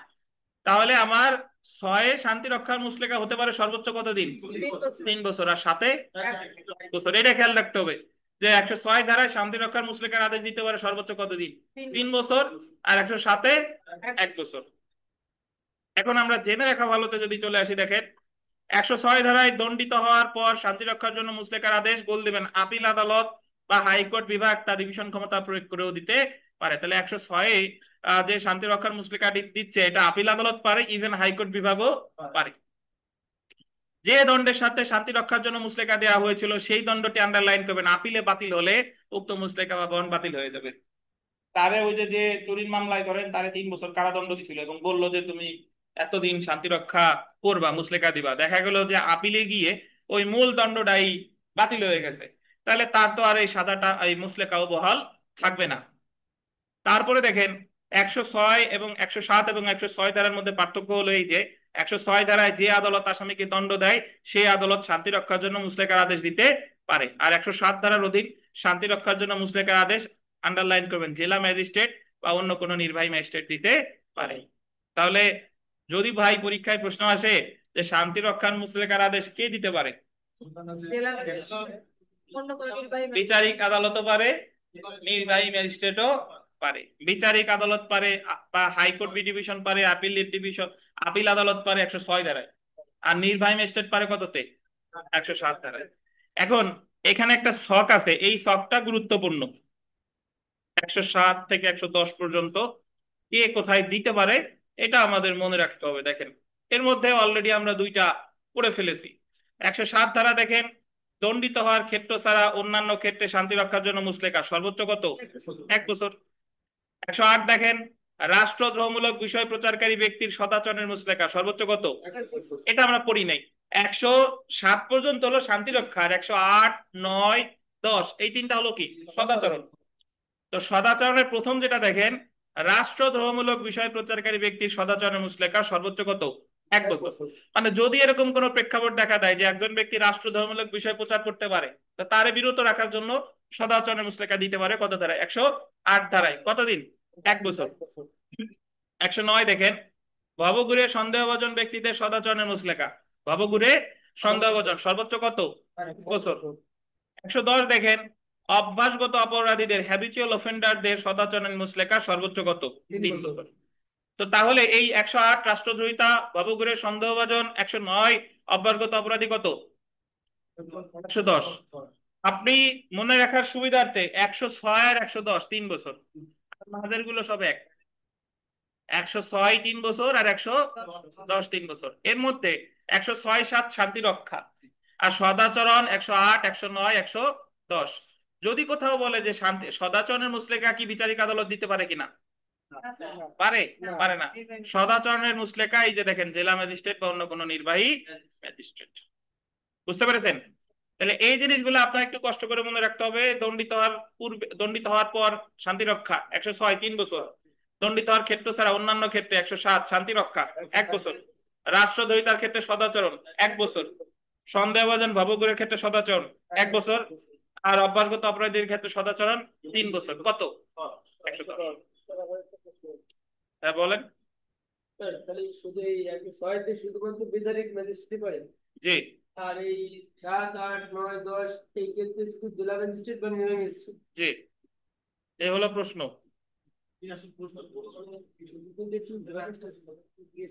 আচ্ছা, ক্লিয়ার হলাম। এখন আমরা জেনে রাখা ভালোটা দেখি। দেখেন, জেনে রাখা ভালো যে 107 থেকে 110 ধারা পর্যন্ত যে ব্যক্তিকে কেন মুচলেকা দিবে না তার কারণ দর্শাতে বলা হয়েছে, তাকে মুচলেকা দেওয়ার আদেশ 118 ধারায় ম্যাজিস্ট্রেট দিতে পারে। এই মুচলেকার পরিমাণ বিবেচনা করে নির্ধারণ করতে হবে, এটা অত্যাধিক হবে না। আচ্ছা, এখানে আপনারা একটা নোট পাবেন, একটু ধৈর্য ধারণ করেন, আমি নোটটা দিচ্ছি, ওয়েট।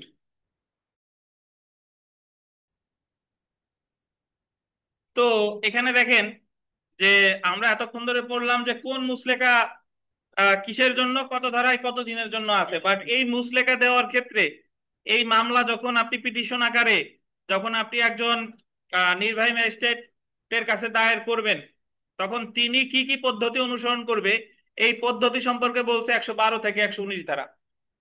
তো এটা আমরা খুব সংক্ষেপে একটু দেখে ফেলি। দেখেন, প্রথম যেটা দেখেন, মুচলেকা সম্পাদনের আদেশ প্রদানের পন্থা। মুচলেকা সম্পাদনের পন্থা সম্পর্কে 112 থেকে 119 ধারা পর্যন্ত আলোচনা করা হয়েছে। প্রথমে দেখেন, কারণ দর্শানো নোটিশ। আপনি যখন এই 107 ধারার কোর্টে গিয়ে পিটিশনটা দিবেন, আপনার পিটিশনের ফাইলিং হওয়ার পরে দেখেন, ফৌজদারি কার্যবিধি 1898 107 থেকে 110 ধারায় উল্লেখিত কোনো ব্যক্তিকে মুচলেকা সম্পাদন আদেশ প্রদানের পূর্বে তাকে 112 ধারায় কারণ দর্শানোর নোটিশ দিতে হবে। তারে, যার বিরুদ্ধে আপনি পিটিশনটা মামলাটা করলেন, তারে আগে শোকজ নোটিশ দিবে। কত ধারায়? 112 ধারায়। কারণ দর্শানোর নোটিশে অভিযোগের সারমর্ম, মুচলেকার কার্যকাল, জামিনদারের সংখ্যা ইত্যাদি উল্লেখ থাকবে। ওই কারণ দর্শানোর নোটিশে থাকবে যে অভিযোগের সারমর্ম। তারপর মুচলেকার কি কার্যকাল, কার্যকাল মানে এই মুচলেকার মেয়াদ কতদিন হবে। তারপরে জামিনদারের সংখ্যা, আপনি কয়জন জামিনদার মাধ্যমে মুচলেকাটা এক্সিকিউট করবেন। তারপরে দেখেন, 113 ধারা অনুসারে যে ব্যক্তির সম্বন্ধে উক্তরূপ আদেশ দেওয়া হয়, ওই ব্যক্তি আদালতে উপস্থিত থাকলে আদেশটি তাকে পড়ে শোনাতে হবে। যদি স্বয়ং যার বিরুদ্ধে মুচলেকার আদেশ দিল, মানে কারণ দর্শানোর নোটিশ দিল, সে যদি ওই মুহূর্তে আদালতে থাকে, তাহলে তারে এই এই আদেশটা কি পড়ে শোনাতে হবে। বুঝতে পারছেন? এখন আপনি বলতে পারেন যে স্যার, সে আদালতে কেন থাকবে? অনেক সময় এরকম হয় না যে হঠাৎ ওই মুহূর্তে লেগে গেছে, ওই মুহূর্তেই নির্বাহী ম্যাজিস্ট্রেট তার বিরুদ্ধে অ্যাকশন নিচ্ছে, তাহলে কারণ দর্শানোর নোটিশ 112, আর সে যদি উপস্থিত থাকে তারে পড়ে শোনাবে, এটা কত? 113। এরপরে আমরা চলে আসি সমন অথবা ওয়ারেন্ট জারি। ফৌজদারি কার্যবিধি 1898 আন্ডারলাইন করবেন, 114 ধারা অনুসারে যদি উক্ত ব্যক্তি আদালতে উপস্থিত না থাকে, কারণ ওই ব্যক্তি ওই মুহূর্তে আদালতে উপস্থিত নেই, তবে উক্ত ম্যাজিস্ট্রেট ওই ব্যক্তিকে হাজির হওয়ার নির্দেশ দিয়ে সমন জারি করবে। তখন আদালত হাজির হওয়ার নির্দেশ দিয়ে কি দিবে? সমন দিবে। অথবা উক্ত ব্যক্তি যদি আন্ডারলাইন করবেন আইনগত হেফাজতে বা জিম্মায় থাকে, তাহলে যে অফিসারের হেফাজতে বা জিম্মায় ওই ব্যক্তি আছে, ওই অফিসারকে উক্ত ব্যক্তিকে আদালতে উপস্থিত করানোর নির্দেশ দিয়ে একটি ওয়ারেন্ট জারি করতে পারবে। এটার অর্থ হলো ওই ব্যক্তি ধরেন আদালতে উপস্থিত নাই, তাহলে তারে হয় সমন দিবে। আর যদি জানা যায় যে ওই ব্যক্তি আদালতে তো উপস্থিত নাই, উনি আছে একজন পুলিশের কাছে বা কারাগারে আছে, তাইলে আর সমন দিবে না, তাইলে দিবে কি? ওয়ারেন্ট। তাহলে কারণ দর্শানো নোটিশ 112, তারে পড়ে শোনাবে 113, সমন অথবা ওয়ারেন্ট কত? 114। এখন মনে প্রশ্ন আসতে পারে যে স্যার, সমন বা ওয়ারেন্ট তো দিল, আবার কারণ দর্শানো নোটিশ দিল, তাহলে দুই জিনিস দিল কেন? সেই ব্যাখ্যাটা দিছে পরের ধারায়। দেখেন, সমন বা পরোয়ানার সাথে 112 ধারায় প্রদত্ত কারণ দর্শানো নোটিশ সংযুক্ত। ফৌজদারি কার্যবিধির 115 ধারা অনুসারে 114 ধারায় প্রদত্ত সমন বা ওয়ারেন্টের সাথে 112 ধারায় প্রদত্ত কারণ দর্শানো নোটিশ একত্রে সংযুক্ত করে অভিযুক্ত ব্যক্তির উপর জারি করতে হবে। অর্থাৎ আপনার এই যে শোকজ নোটিশ আর সমন, এই দুইটা একসাথে তার উপর জারি করতে হবে। এই কথাটাই বলেছে কত ধারায়? 115। বুঝেন নাই ইসমাইল? ওয়ারেন্ট ব্যতীত কই পাইলেন? ওয়ারেন্ট যাক আর সমন যাক, ওই সমনের সাথে শোকজ নোটিশ থাকবে, আর ওয়ারেন্ট গেলে ওয়ারেন্টের সাথে শোকজ নোটিশ থাকবে, এবং এই দুইটা যে একসাথে যাবে এই কথাই বলছে 115। বুঝছেন? আচ্ছা, এরপরে দেখেন ব্যক্তিগত হাজিরা মওকুফ করার ক্ষমতা। ফৌজদারি কার্যবিধির গোল দিবেন 116 ধারায় ম্যাজিস্ট্রেট যৌক্তিক মনে করলে এটা গোল দিবেন শান্তি রক্ষার মুসলেকার ক্ষেত্রে। কোন মুসলেকা? শান্তি রক্ষার মুসলেকার ক্ষেত্রে অভিযুক্ত ব্যক্তিকে ব্যক্তিগত হাজিরা হতে অব্যাহতি দিয়ে আইনজীবীর মাধ্যমে হাজিরার নির্দেশ দিতে পারে। আমরা সচরাচর যেটা জানি, সামনে গিয়ে পড়বো, যে ব্যক্তিগত হাজিরা থেকে অব্যাহতি দেয় 205 ধারায়। ওইটা হলো সিআর মামলা বা জিআর মামলা যাই বলেন, মানে মামলার ক্ষেত্রে। কিন্তু পিটিশন মামলা 107 ধারার মামলায়ও যে যিনি অভিযুক্ত তারে আদালত বলতে পারে যে আপনার প্রতি তারিখে তারিখে হাজির হওয়া লাগবে না, আইনজীবীর মাধ্যমে হাজিরার নির্দেশ দিতে পারে। কত ধারা? 116। এবং এক্ষেত্রে সদাচরণের মুসলেকা না, কিন্তু কি মুসলেকা? শান্তি রক্ষার মুসলেকা। ব্যক্তিগত হাজিরা থেকে অব্যাহতি মানে হলো অভিযুক্ত ব্যক্তির প্রতি তারিখে আদালতে আসা লাগবে না, ওনার পক্ষে হাজিরা দিবে ওনার নিযুক্ত আইনজীবী। তাহলে পরীক্ষায় প্রশ্ন আসতে পারে যে কোন ধরনের মুসলেকার ক্ষেত্রে? শান্তি রক্ষার মুসলেকার ক্ষেত্রে, সদাচরণ না কিন্তু। এরপরে আসেন অনুসন্ধান। সংবাদের সত্যতা নির্ধারণ করতে ম্যাজিস্ট্রেট 117 ধারায় অনুসন্ধান করবে এবং যেরূপ প্রয়োজন বলে প্রতীয়মান হবে আরো সাক্ষ্য নিয়ে যৌক্তিক যে কোনো আদেশ দিতে পারে। আপনারা যে আমরা কোর্টে যে প্র্যাকটিস দেখবেন যে ওখানে লেখা আছে 117C, অ্যাকচুয়ালি ওখানে মূল আইনে কিন্তু সি নাই, মূল আইনে আছে 3 ধারা, 117 উপধারা 3। তো দরখাস্তটা কিন্তু 117 উপধারা 3 হবে, বাট সি লিখতে লিখতে একটা কালচার হয়ে গেছে আর কি। তো এখন বিষয়টা হচ্ছে যে আপনার অনুসন্ধান 117-তে হলেও আপনি মানে অন্তর্বর্তীকালীন আদেশ চাইতে পারেন যে ওনার তার তারে এই যে শান্তি রক্ষা শান্তি ভঙ্গ করতে পারে, এখনই তারে কোনো প্রকার শুনে না মিলেই আপনি অন্তর্বর্তীকালীন ভাবে আগে তার মুসলেকার আদেশ দেন। এই আবেদনটা করা হয় 117C-তে। আচ্ছা, ধরেন 117C-তে আবার অনুসন্ধান করবে। অনুসন্ধান মানে হলো যে এই মামলায় বিচার বলে না, সাক্ষ্য টাক্ষ্য যাই নেক না কেন এই মামলায় বলে অনুসন্ধান, এটা বিচার বলে না। বিচার বলে হলো বিচারিক ম্যাজিস্ট্রেট আদালতে যা করে ওটা হলো বিচার, আর এই মামলায় যাই করুক না কেন সবকিছু কি? অনুসন্ধান। তাহলে এই যে যে অনুসন্ধান করবে 117-তে। এরপরে দেখেন মুসলেকা সম্পাদনের আদেশ।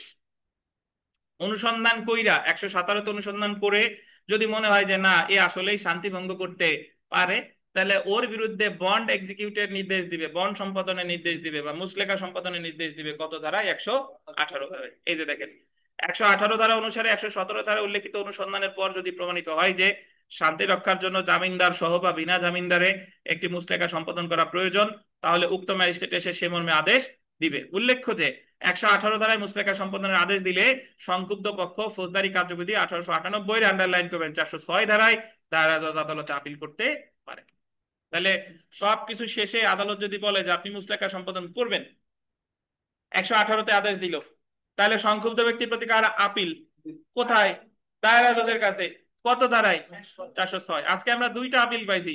89 ধারার আবেদন নামঞ্জুর হইলে আপিল 405, আর 118 ধারায় মুসলেকা সম্পাদনের নির্দেশ দিলেও প্রতিকার কি? আপিল। এটা কত? 406। এরপরে দেখেন, যদি কেউ জামানত প্রদানে ব্যর্থ হয় তাহলে উক্ত ব্যক্তি 123-এর 3 ধারা অনুসারে অনধিক 3 বছর কারাদণ্ডে দণ্ডিত হতে পারেন। এটার অর্থ হলো কি, ওই যে যে আপনার মুসলেকা দিল, মুসলেকায় বলা থাকে যে আপনি 3 মাসের মুসলেকা বা 6 মাসের মুসলেকা, একজন গণ্যমান্য ব্যক্তির জামিনদার হবে থাকবে, এবং এই মুসলেকার পরিমাণ ধরেন 10,000 টাকা। তো সে বন্ড এই মুসলেকা দেয় নাই, আদালতে মুসলেকা দেয় নাই, তাহলে তার জেল হইতে পারে, কারাদণ্ড হইতে পারে কত বছর? 3 বছর। উক্ত কারাদণ্ডের বিরুদ্ধে সংক্ষুব্ধ পক্ষ উচ্চ আদালতে রিভিশন করতে পারে। যদি তার একবার কারাদণ্ড হয়ে যায় তাহলে আর সে আপিল করতে পারে না, তার করতে হবে কি? রিভিশন। বা জেলা ম্যাজিস্ট্রেট যৌক্তিক মনে করলে উক্ত কারাদণ্ড 125 ধারায় বাতিল করতে পারে। তাহলে ওনার যদি একবার কারাদণ্ড দিয়ে ফেলে তাহলে প্রতিকার হলো রিভিশন, এই ক্ষেত্রে আপিল করা যায় না।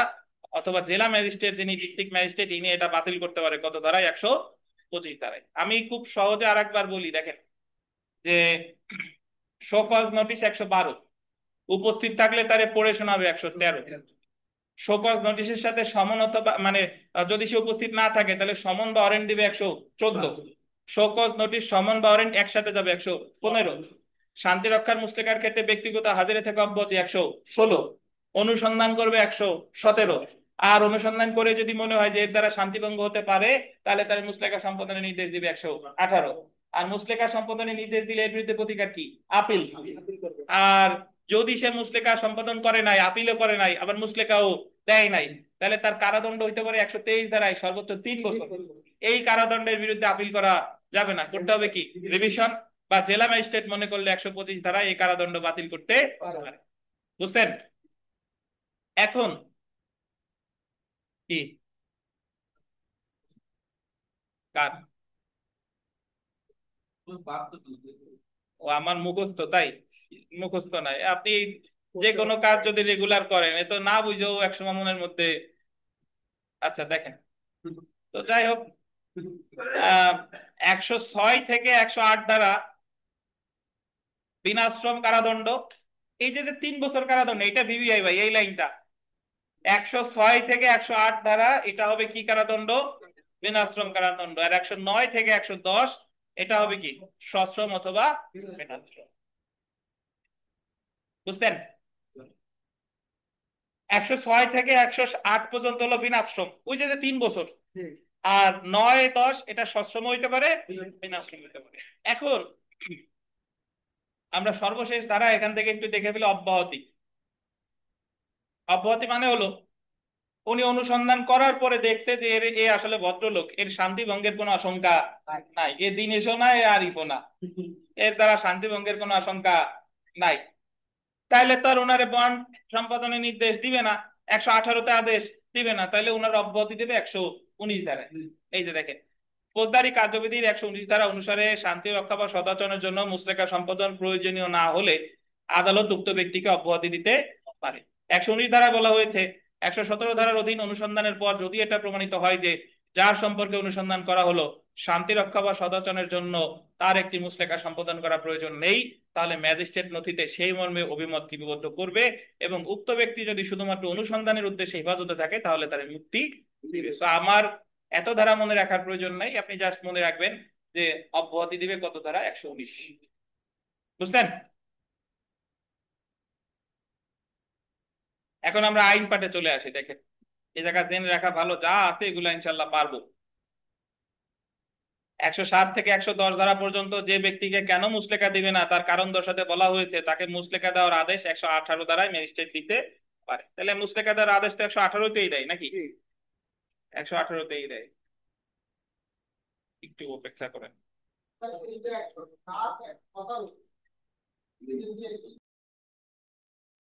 তো এখানে দেখেন ভাই, এই মুসলেকার পরিমাণ পরিস্থিতি বিবেচনা করে নির্ধারণ করতে হবে, এটা অত্যাধিক হবে না।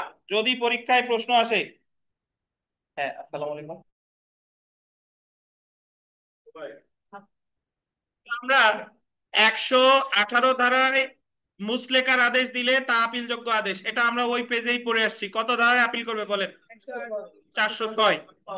আর মুসলেকা প্রদান না করতে বললে সাজা 3 বছর, এটা আমরা ওখানেই পড়ে এসেছি। তো আপনি যদি এখানে দেখেন, জেনে রাখা ভালো মোটামুটি এই জায়গা যা আছে আমরা পারি যে 406 ধারায় শান্তি রক্ষার মুসলেকা দিতে না পারার ফলে যে কারাদণ্ড হবে তা বিনাশ্রম। অ্যাকচুয়ালি বিনাশ্রম হবে 106, 107, 108, ওই জায়গা পড়ছি না? আর সশ্রম আর বিনাশ্রম হতে পারে কত, 9, 10।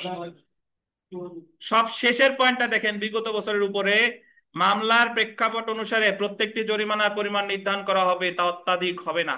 এই কথাটা 123-এ বলা নাই, এই কথাটা বলা আছে 118। 123 আছে, পাইছেন?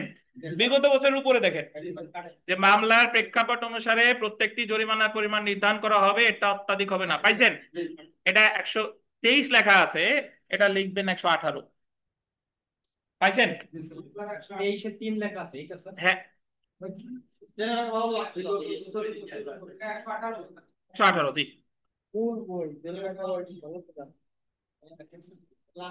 আপনারা এখানে যারা আছেন অনেকে বলেন যে স্যার আমি তো পড়ি, আমার তো মনে থাকে না। এই জায়গা শুনেন, আমি তো পড়ি, আমার মনে থাকে না। আবার বলেন যে আমার ধারা মনে থাকে না। আবার এই যে কোর্স মাত্র শুরু হয়েছে, আমার এই জায়গা কোর্সে একদিন 2-1 দিন পরীক্ষা দিছে, সে বলতেছে আমি ডিপ্রেসড, আমি তো পরীক্ষায় নাম্বার পাচ্ছি না। তাইলে এই বিষয়টা হলো অনেকটা এরকম যে আপনার মাত্র যাত্রা শুরু হয়েছে। এখনই যদি বলেন যে আপনি যাবেন বহুদূর, 100 কিলোমিটার, মাত্র ঘর থেকে বেরোয় যদি বলেন যে আমি আর কতক্ষণ লাগবে, আর কেবল হলো 2 পা আপনি ফেলছেন। তো এই 29-11 পর্যন্ত আপনি পরীক্ষায় কম পান, ভালো পান, তারা মনে থাকুক বা না থাকুক, আপনার ভালো লাগুক খারাপ লাগুক, এই ধৈর্য ধরে আমাদের সাথে লেগে থাকতে হবে। আপনাদের কাছে এই হলো আমার চাওয়া। হতাশ হওয়া যাবে না, অতি আনন্দিত হওয়া যাবে না। যদি লেগে থাকে না, ইনশাল্লাহ পাস করবেন। কারণ আমার তো এই জায়গায় ভালো মন্দ দিয়ে কাজ নাই, আমি এই জায়গায় হলো প্র্যাকটিস করতেছি, এই প্র্যাকটিসটা কাজে লাগাবো বার কাউন্সিলে। সো ইনশাল্লাহ এখানকার পরীক্ষায় কত পেলেন এটা ব্যাপার না, আপনি পরীক্ষায় কোন প্রশ্নটা ভুল হলো, এটা কেন পারলাম না, এটা আরো ভালো উচিত ছিল, এই জিনিসগুলো আপনি শনাক্ত করেন। এই জায়গা ডিপ্রেসড হওয়ার কিছু নাই। দেখেন তো, তাহলে বিগত বছরের প্রশ্ন দেখেন। ফৌজদারি কার্যবিধি অনুসারে কোনো ব্যক্তির সদাচরণের মুচলেকা দেওয়ার আদেশ দিতে পারে, কে পারে? জেলা ম্যাজিস্ট্রেট। তো সেলফ প্র্যাকটিসের মোটামুটি যে প্রশ্ন আছে কষ্ট করে সব পড়ে ফেলবেন, সবই গুরুত্বপূর্ণ। তো এর মধ্যে 122 ধারাটা এক জায়গায় একটু লেখেন, 122 ধারা, 122 ধারা একেবারে শেষে দেখেন জায়গা আছে, পাইছেন? লেখেন power to, POWER, POWER, power to, reject, REJECT, reject,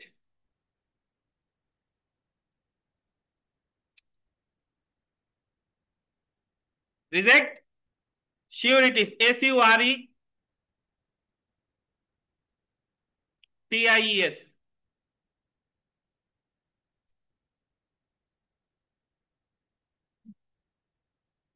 Bangla লেখেন জামানত বা জামিনদার প্রত্যাখ্যান, জামানত বা জামিনদার প্রত্যাখ্যান।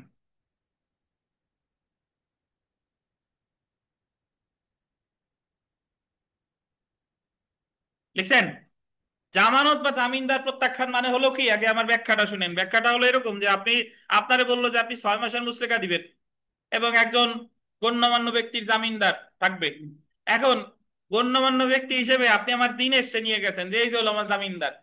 এখন আদালত বলতেছে যে না, দিনেশকে জামিনদার হিসেবে মানি না, প্রত্যাখ্যান করে ফেলছে। এখন যে যার এটা প্রত্যাখ্যান করলো সে আবার নাছোড়বান্দা, যে না দিনেশ সাহেব তো ভালো লোক, ওনারাই আমি জামিনদার হিসেবে চাই। তাহলে তার আবার প্রতিকার হলো আপিল। এই আপিল কত ধারায় জানার দরকার নাই, বা জামিনদার বা জামানত যদি প্রত্যাখ্যান করে তার প্রতিকার কি? আপিল। এছাড়া নিচে আর একটু কথা লেখেন। আপনাদের আগে আমি একটা প্রশ্ন জিজ্ঞাসা করি, যারা জানেন তারা হাত তুলেন, আগে থেকে কেউ বললেন না।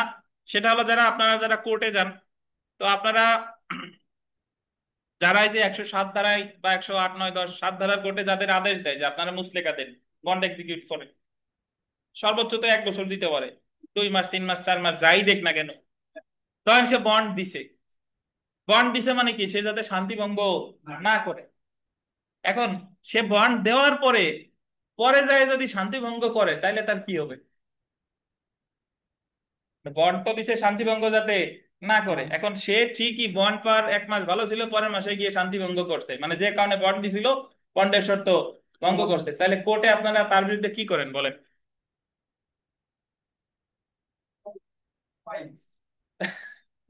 কি করেন বলেন, আপনি জানেন?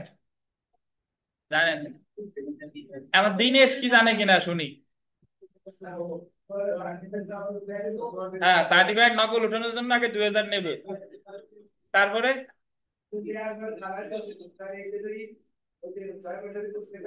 হ্যাঁ, হ্যাঁ, সে তো নতুন নন এফআইআর মানে আবার নন জিএর মামলা করাচ্ছেন, তাই করাবেন। কিন্তু এই যে যে মুচলেকা দিল, নির্মল শোনা, স্যার মুসলিমের কাছে যে বন্ড দেয়, যে টাকা যে অর্থ থাকে, হ্যাঁ, তখন যদি ওই পুরোপুরি যদি ওইটা ভঙ্গ করে তাহলে তো ওই টাকাটা দেশে বাদ জি, থাকবে। এই নির্মল শোনা তো জানেন আমাদের গতবারের কথা। আচ্ছা, এজন্য বিষয়টা হচ্ছে যে আপনি বন্ড দিলে বন্ডে তো একটা টাকার পরিমাণ থাকে না, যে এত টাকার বন্ড, যদি কেউ ভঙ্গ করে তাহলে তার ওই টাকা দিতে সে বাধ্য থাকবে। ওই যে এটা আমরা সামনে গিয়ে পড়বানি, জামিননামা বাজেয়াপ্ত 514 ধারায়, বুঝছেন? এই বিষয়টা অনেকটা এরকম যে আপনারা যখন কোনো আসামিরে জামিন দিচ্ছে, তাহলে জামিন দিলে বলে যে 5,000 টাকার বন্ডে জামিন, 10,000 টাকার বন্ডে জামিন। ওই জায়গায় জামিনদার সাধারণত উকিল সাহেবরাই হয়, বা অন্য কোনো ব্যক্তিও হতে পারে। তাহলে আসামি যদি পলাই যায়, তাহলে ওই 10,000 কে দিবে? জামিন মানে যে জামিনদার ছিল, উকিল সাহেব দিতে বাধ্য থাকবে। তো এই জায়গাও বিষয়টা তাই, যে বন্ড যদি কেউ ভঙ্গ করে, তাহলে বন্ডে যে জামানতের কথা ছিল সেই জামানত জামিনদারের কাছ থেকে আদায় করা হবে, বুঝছেন? যদিও দিনেশ মানে এই তো বন্ডের টাকা কি জামিন দিল 1,000 টাকার বন্ডে, আসামির কাছ থেকে কি 1,000 টাকা সাথে সাথে নিয়ে নেন নাকি?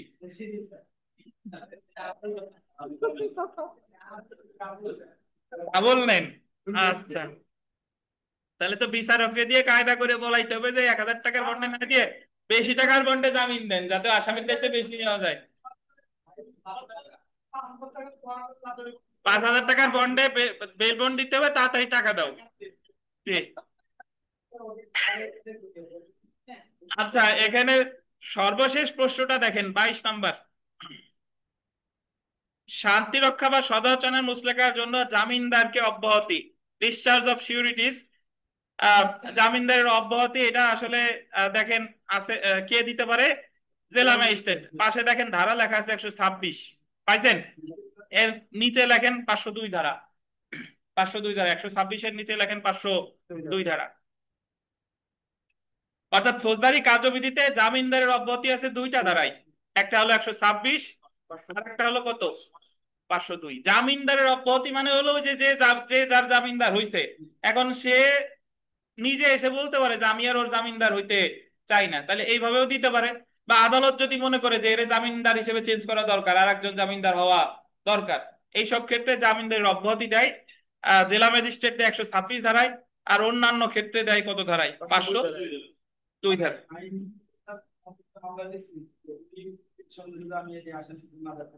হ্যাঁ, ওই যে তাহলে ওই যে 502 ধারা, 502 ধারা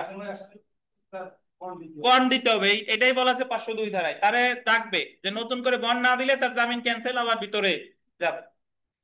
তাহলে জামিনদারের অব্যাহতি এটা আছে 502 আর 126।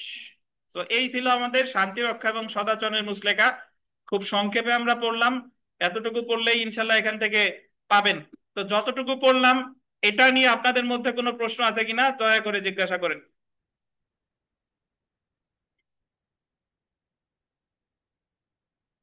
শান্তি রক্ষা সদাচরণের মুচলেকা নিয়ে জয়দীপ সাহেব কোন প্রশ্ন আছে? প্রশ্ন যদি না থাকে তাহলে আমি আপনাদের প্রশ্ন করি, যেহেতু প্রশ্ন নাই তাহলে আপনারা সব বুঝে ফেলছেন। আচ্ছা, পীযুষ সাহেব বলেন যে শান্তি রক্ষার মুচলেকার আদেশ কে কে দিতে পারে?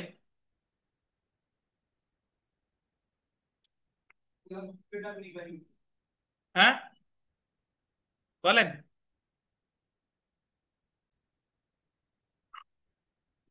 আমরা চলে এসেছি বেআইনি সমাবেশ। আনলফুল অ্যাসেম্বলি, ধারা 127 থেকে 132।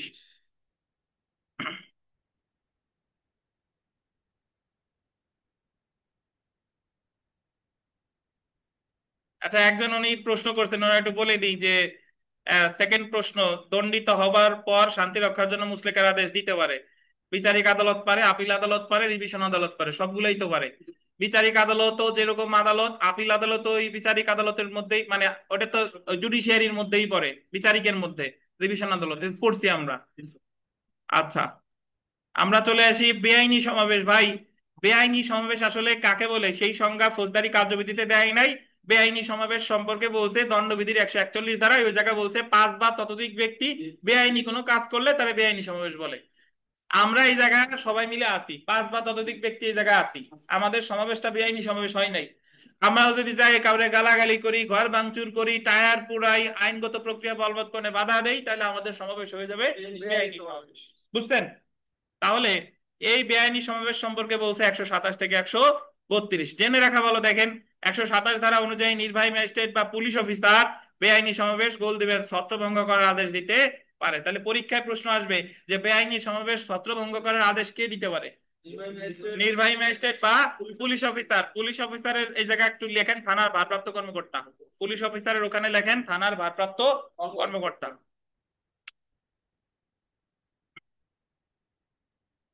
এখন একজন প্রশ্ন করবেন না যে স্যার উনি ভারপ্রাপ্ত কতদিন থাকবেন?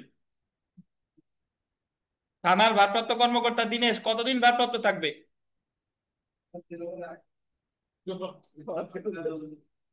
একজন জিজ্ঞেস করছে, ধরেন 5 বছর আগে আপনারা জিজ্ঞেস করছে যে তুমি কি করতেছো, উনি বলতেছে যে আমি তো গোপালগঞ্জ জজ কোর্টে প্র্যাকটিস করতেছি। 5 বছর পরে এসে জিজ্ঞেস করতেছে যে এখন কি করতেছো, গোপালগঞ্জ জজ কোর্টে প্র্যাকটিস করতেছি। এখন বলবো যে আর কতকাল প্র্যাকটিস করবা, আসল কাজ শুরু হবে কবে? ঠিক আছে, বিষয়টা হলো এরকম যে ভাই, অ্যাডভোকেসি করার আর এক নামই তো যে আমি প্র্যাকটিশনার, ডাক্তারিও তো কি প্র্যাকটিস। এখন অনেকের মনে প্রশ্ন হইতে পারে যে প্র্যাকটিস আর কত হবে, আসল খেলা কবে?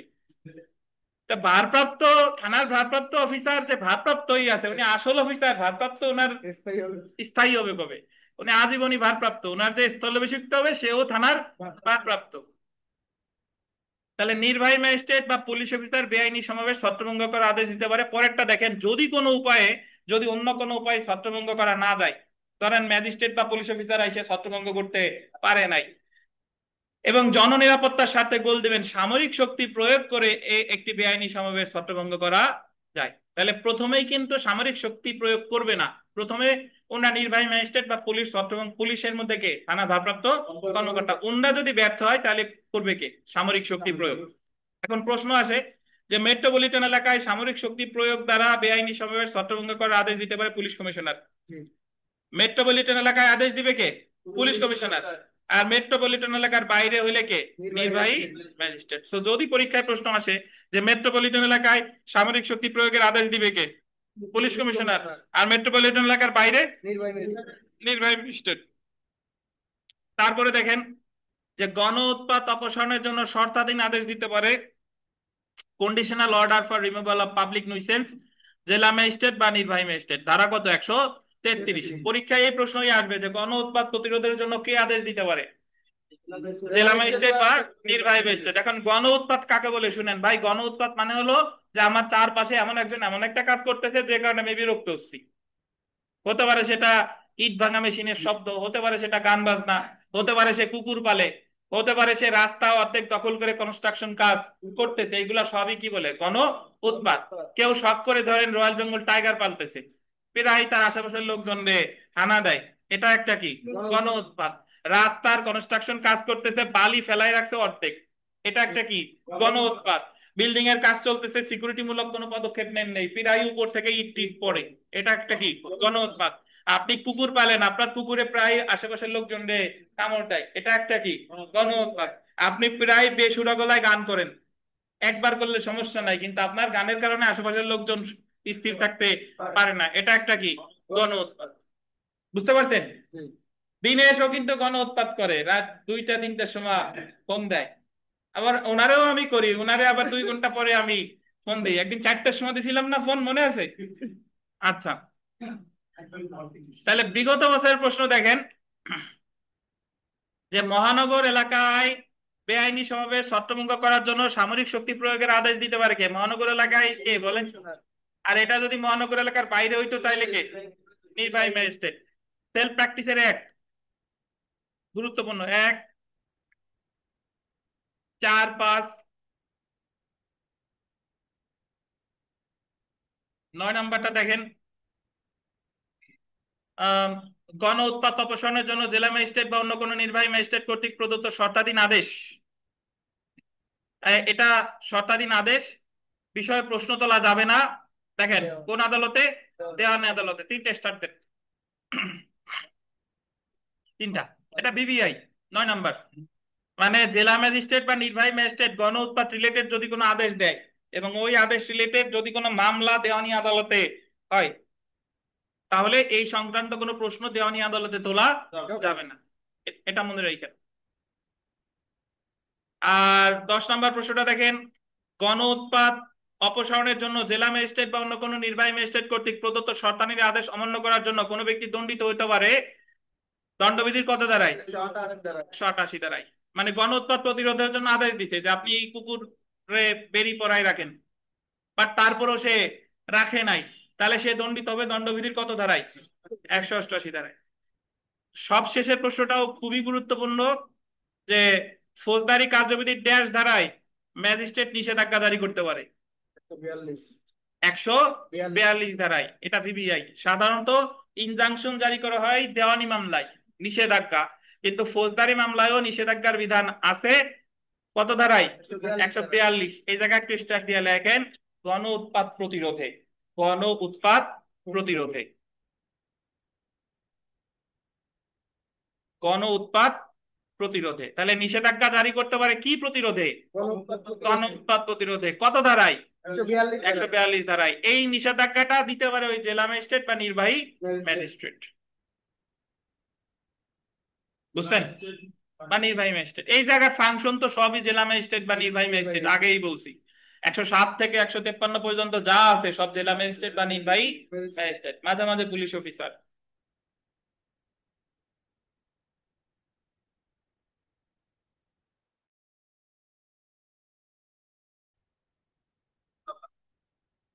তো আপনারা যদি বলেন যে আমরা খুব দ্রুত পড়তেছি না, দ্রুত পড়তেছি না, প্রতিটা জিনিস বারবার বলতেছি আপনার মনে রাখার জন্য সুবিধা। দেখেন আমরা চলে আসি ধারা 144।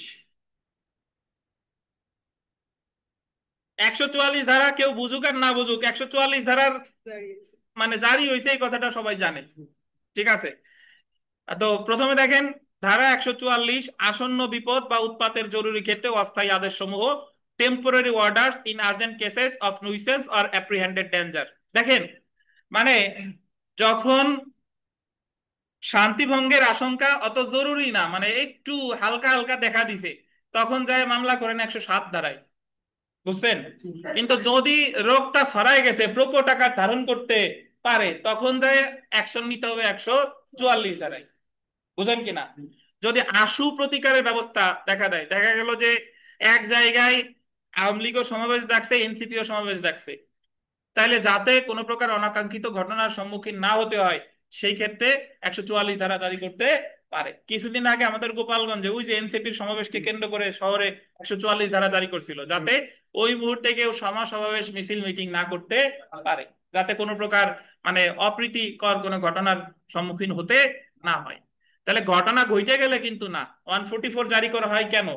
যাতে কোনো ঘটনা ঘটে, এই জন্য কাউরে বিরত রাখা। এখন অনেকে মনে করেন যে কারফিউ মানে 144 ধারা। আমাদের গত বছর যখন আওয়ামী লীগ সরকার পতনের আগে বাংলাদেশে বেশ কয়েকদিন কারফিউ ছিল না ভাই? তো কারফিউ যদি কাউরে বলবেন যে কারফিউ তো 144 না। কারফিউ হলো দ্য স্পেশাল পাওয়ার্স অ্যাক্ট 1974 এর 24 ধারায় আছে কারফিউ, সান্ধ্য আইন। তো কারফিউ আর 144 কিন্তু এক জিনিস না। কারফিউ এর সাজা ওই জায়গায় সরাসরি বলাই আছে 1 বছর, 1 বছর কারাদণ্ড। কিন্তু 144 ধারা ভঙ্গ করলে কতদিন সাজা হবে সেটার কথা কিন্তু 144 ধারায় নাই। 144 ধারা যদি কেউ ভঙ্গ করে তার বিরুদ্ধে মামলা হবে দণ্ডবিধির 188 ধারায়, 188 ধারা, এবং সেই ক্ষেত্রে তার সাজা হইতে পারে 6 মাস সর্বোচ্চ। বুঝতে পারছেন? তার মানে 144 ধারা ভঙ্গ করার সাথে সাথেই কিন্তু আপনার সাজা হবে না, 144 ধারা ভঙ্গ করছে, ভঙ্গ করার পর আপনার বিরুদ্ধে মামলা করবে ওই ম্যাজিস্ট্রেট, যে ম্যাজিস্ট্রেট 144 ধারার আদেশ দিছিল, আপনার বিরুদ্ধে মামলাটা জুডিশিয়াল ম্যাজিস্ট্রেট কোর্টে হবে দণ্ডবিধির 188 ধারায়। তারপরে উনি বিচার শেষে দেবে হচ্ছে সাজা। যাই হোক, আমরা একটু পড়ি, দেখেন। 144 ধারা জারি করতে পারে, দেখেন আন্ডারলাইন করেন, জেলা ম্যাজিস্ট্রেট বা সরকার কর্তৃক বিশেষভাবে ক্ষমতাপ্রাপ্ত নির্বাহী ম্যাজিস্ট্রেট বা 144 ধারার অধীন দায়িত্ব পালন করতে পারে জেলা ম্যাজিস্ট্রেট। তাহলে 144 ধারার আদেশ কখনো কিন্তু দিতে পারবে না, মানে বিচারিক ম্যাজিস্ট্রেট দিতে পারবে না। তারপরে আসি,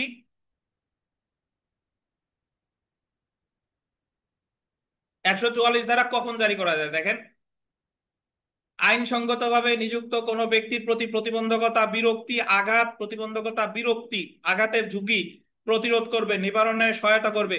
আন্ডারলাইন করেন, মনুষ্য জীবন, স্বাস্থ্য, নিরাপত্তার প্রতি বিপদ সম্ভবত প্রতিরোধ করবে বা নিবারণে সহায়তা করবে, কোনো দাঙ্গা হাঙ্গামা প্রতিরোধ করবে বা নিবারণে সহায়তা করবে। সেই ক্ষেত্রে আন্ডারলাইন করবেন, আশু প্রতিরোধে বা দ্রুত প্রতিকার বিধান করতে এমন ম্যাজিস্ট্রেট কোনো ব্যক্তিকে কার্যকর হতে বিরত রাখতে বা যে কোনো ব্যক্তিকে তার দখলীয় বা পরিচালনাধীন কোনো সম্পত্তির ব্যাপারে কোনো ব্যবস্থা গ্রহণের নির্দেশ দিতে পারে। তাহলে জেনে রাখা ভালো, দেখেন 144 ধারা জেলা ম্যাজিস্ট্রেট বা অন্য কোনো নির্বাহী ম্যাজিস্ট্রেট জারি করতে পারবে নাকি। 144 ধারায় আদেশ বল দিবেন সর্বোচ্চ 2 মাস বলবৎ থাকে। কতদিন? 2 মাস বলবৎ থাকে। এখানে একটু লিখে রাখেন, সরকার গেজেট নোটিফিকেশনের মাধ্যমে এই মেয়াদ বাড়াতে পারে। সরকার গেজেট নোটিফিকেশনের মাধ্যমে এই মেয়াদ বাড়াতে পারে। সরকার গেজেট নোটিফিকেশনের মাধ্যমে এই মেয়াদ বাড়াতে পারে।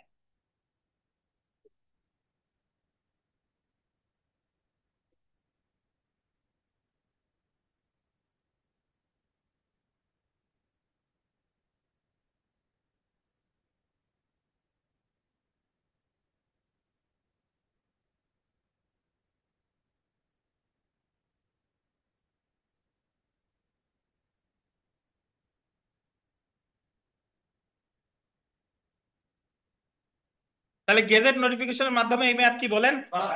বাড়াতে পারে। তারপরে দেখেন, জেলা ম্যাজিস্ট্রেট 144 ধারা আদেশের বিরুদ্ধে আন্ডারলাইন করেন, দায়রা জজের কাছে রিভিশন করা যায়। জেলা ম্যাজিস্ট্রেট যদি আদেশ দেয়, এর বিরুদ্ধে প্রতিকূল রিভিশন কার কাছে? দায়রা জজের কাছে। তারপরে দেখেন, এই ধারার বিধানসমূহ মেট্রোপলিটন এলাকার জন্য প্রযোজ্য না, অর্থাৎ মেট্রোপলিটন এলাকায় 144 ধারা আদেশ দেওয়া যাবে না। অর্থাৎ মেট্রোপলিটন এলাকায় কোন ম্যাজিস্ট্রেটকে 144 ধারা জারির কোনো ক্ষমতা দেওয়া হয়নি, কিন্তু মেট্রোপলিটন এলাকায় 144 ধারা জারির ক্ষমতা মেট্রোপলিটন পুলিশ কমিশনারকে দেওয়া হয়েছে। তাহলে মেট্রোপলিটন এলাকায় 144 ধারা জারি করবে কে? Police commissioner. আচ্ছা, ম্যাজিস্ট্রেট গোল দিবেন, সব উদ্যোগে বা কোনো ব্যক্তির আবেদন ক্রমে 144 ধারার আদেশ বাতিল বা পরিবর্তন করতে পারে। ম্যাজিস্ট্রেট নিজের ইচ্ছায় পারে বা কোনো ব্যক্তির কি আবেদন করতে। তাহলে বিগত বছরের প্রশ্নটা যদি দেখেন, the code of criminal procedure 1898 এর 144 ধারা ক্ষমতা বলে 144 ধারা ক্ষমতা বলে আদেশ প্রদান করতে পারেন কে? জেলা ম্যাজিস্ট্রেট।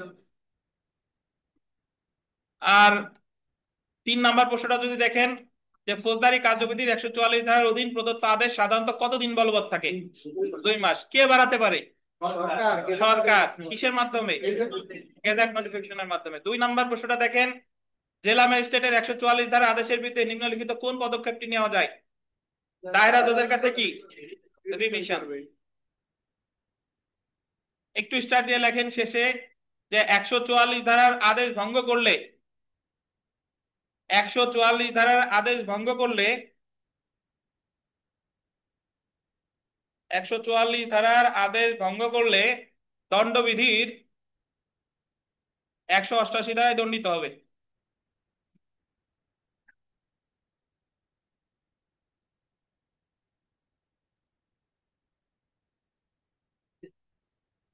দণ্ডবিধির 188 ধারায় দণ্ডিত হবে। মনে রাখবেন, 44 দুগুণে কত? 188। আবার সব এই সূত্রে ফেলাইয়েন না। 144 ধারা আদেশ যদি কেউ ভঙ্গ করে, তার বিরুদ্ধে দণ্ডবিধির 188 ধারায় দণ্ডিত হবে। সে অটোমেটিক্যালি দণ্ডিত হবে না, তার বিরুদ্ধে আবার 188 ধারায় মামলা করতে হবে, সেই মামলায় বিচার করে তারে সাজা দিবে।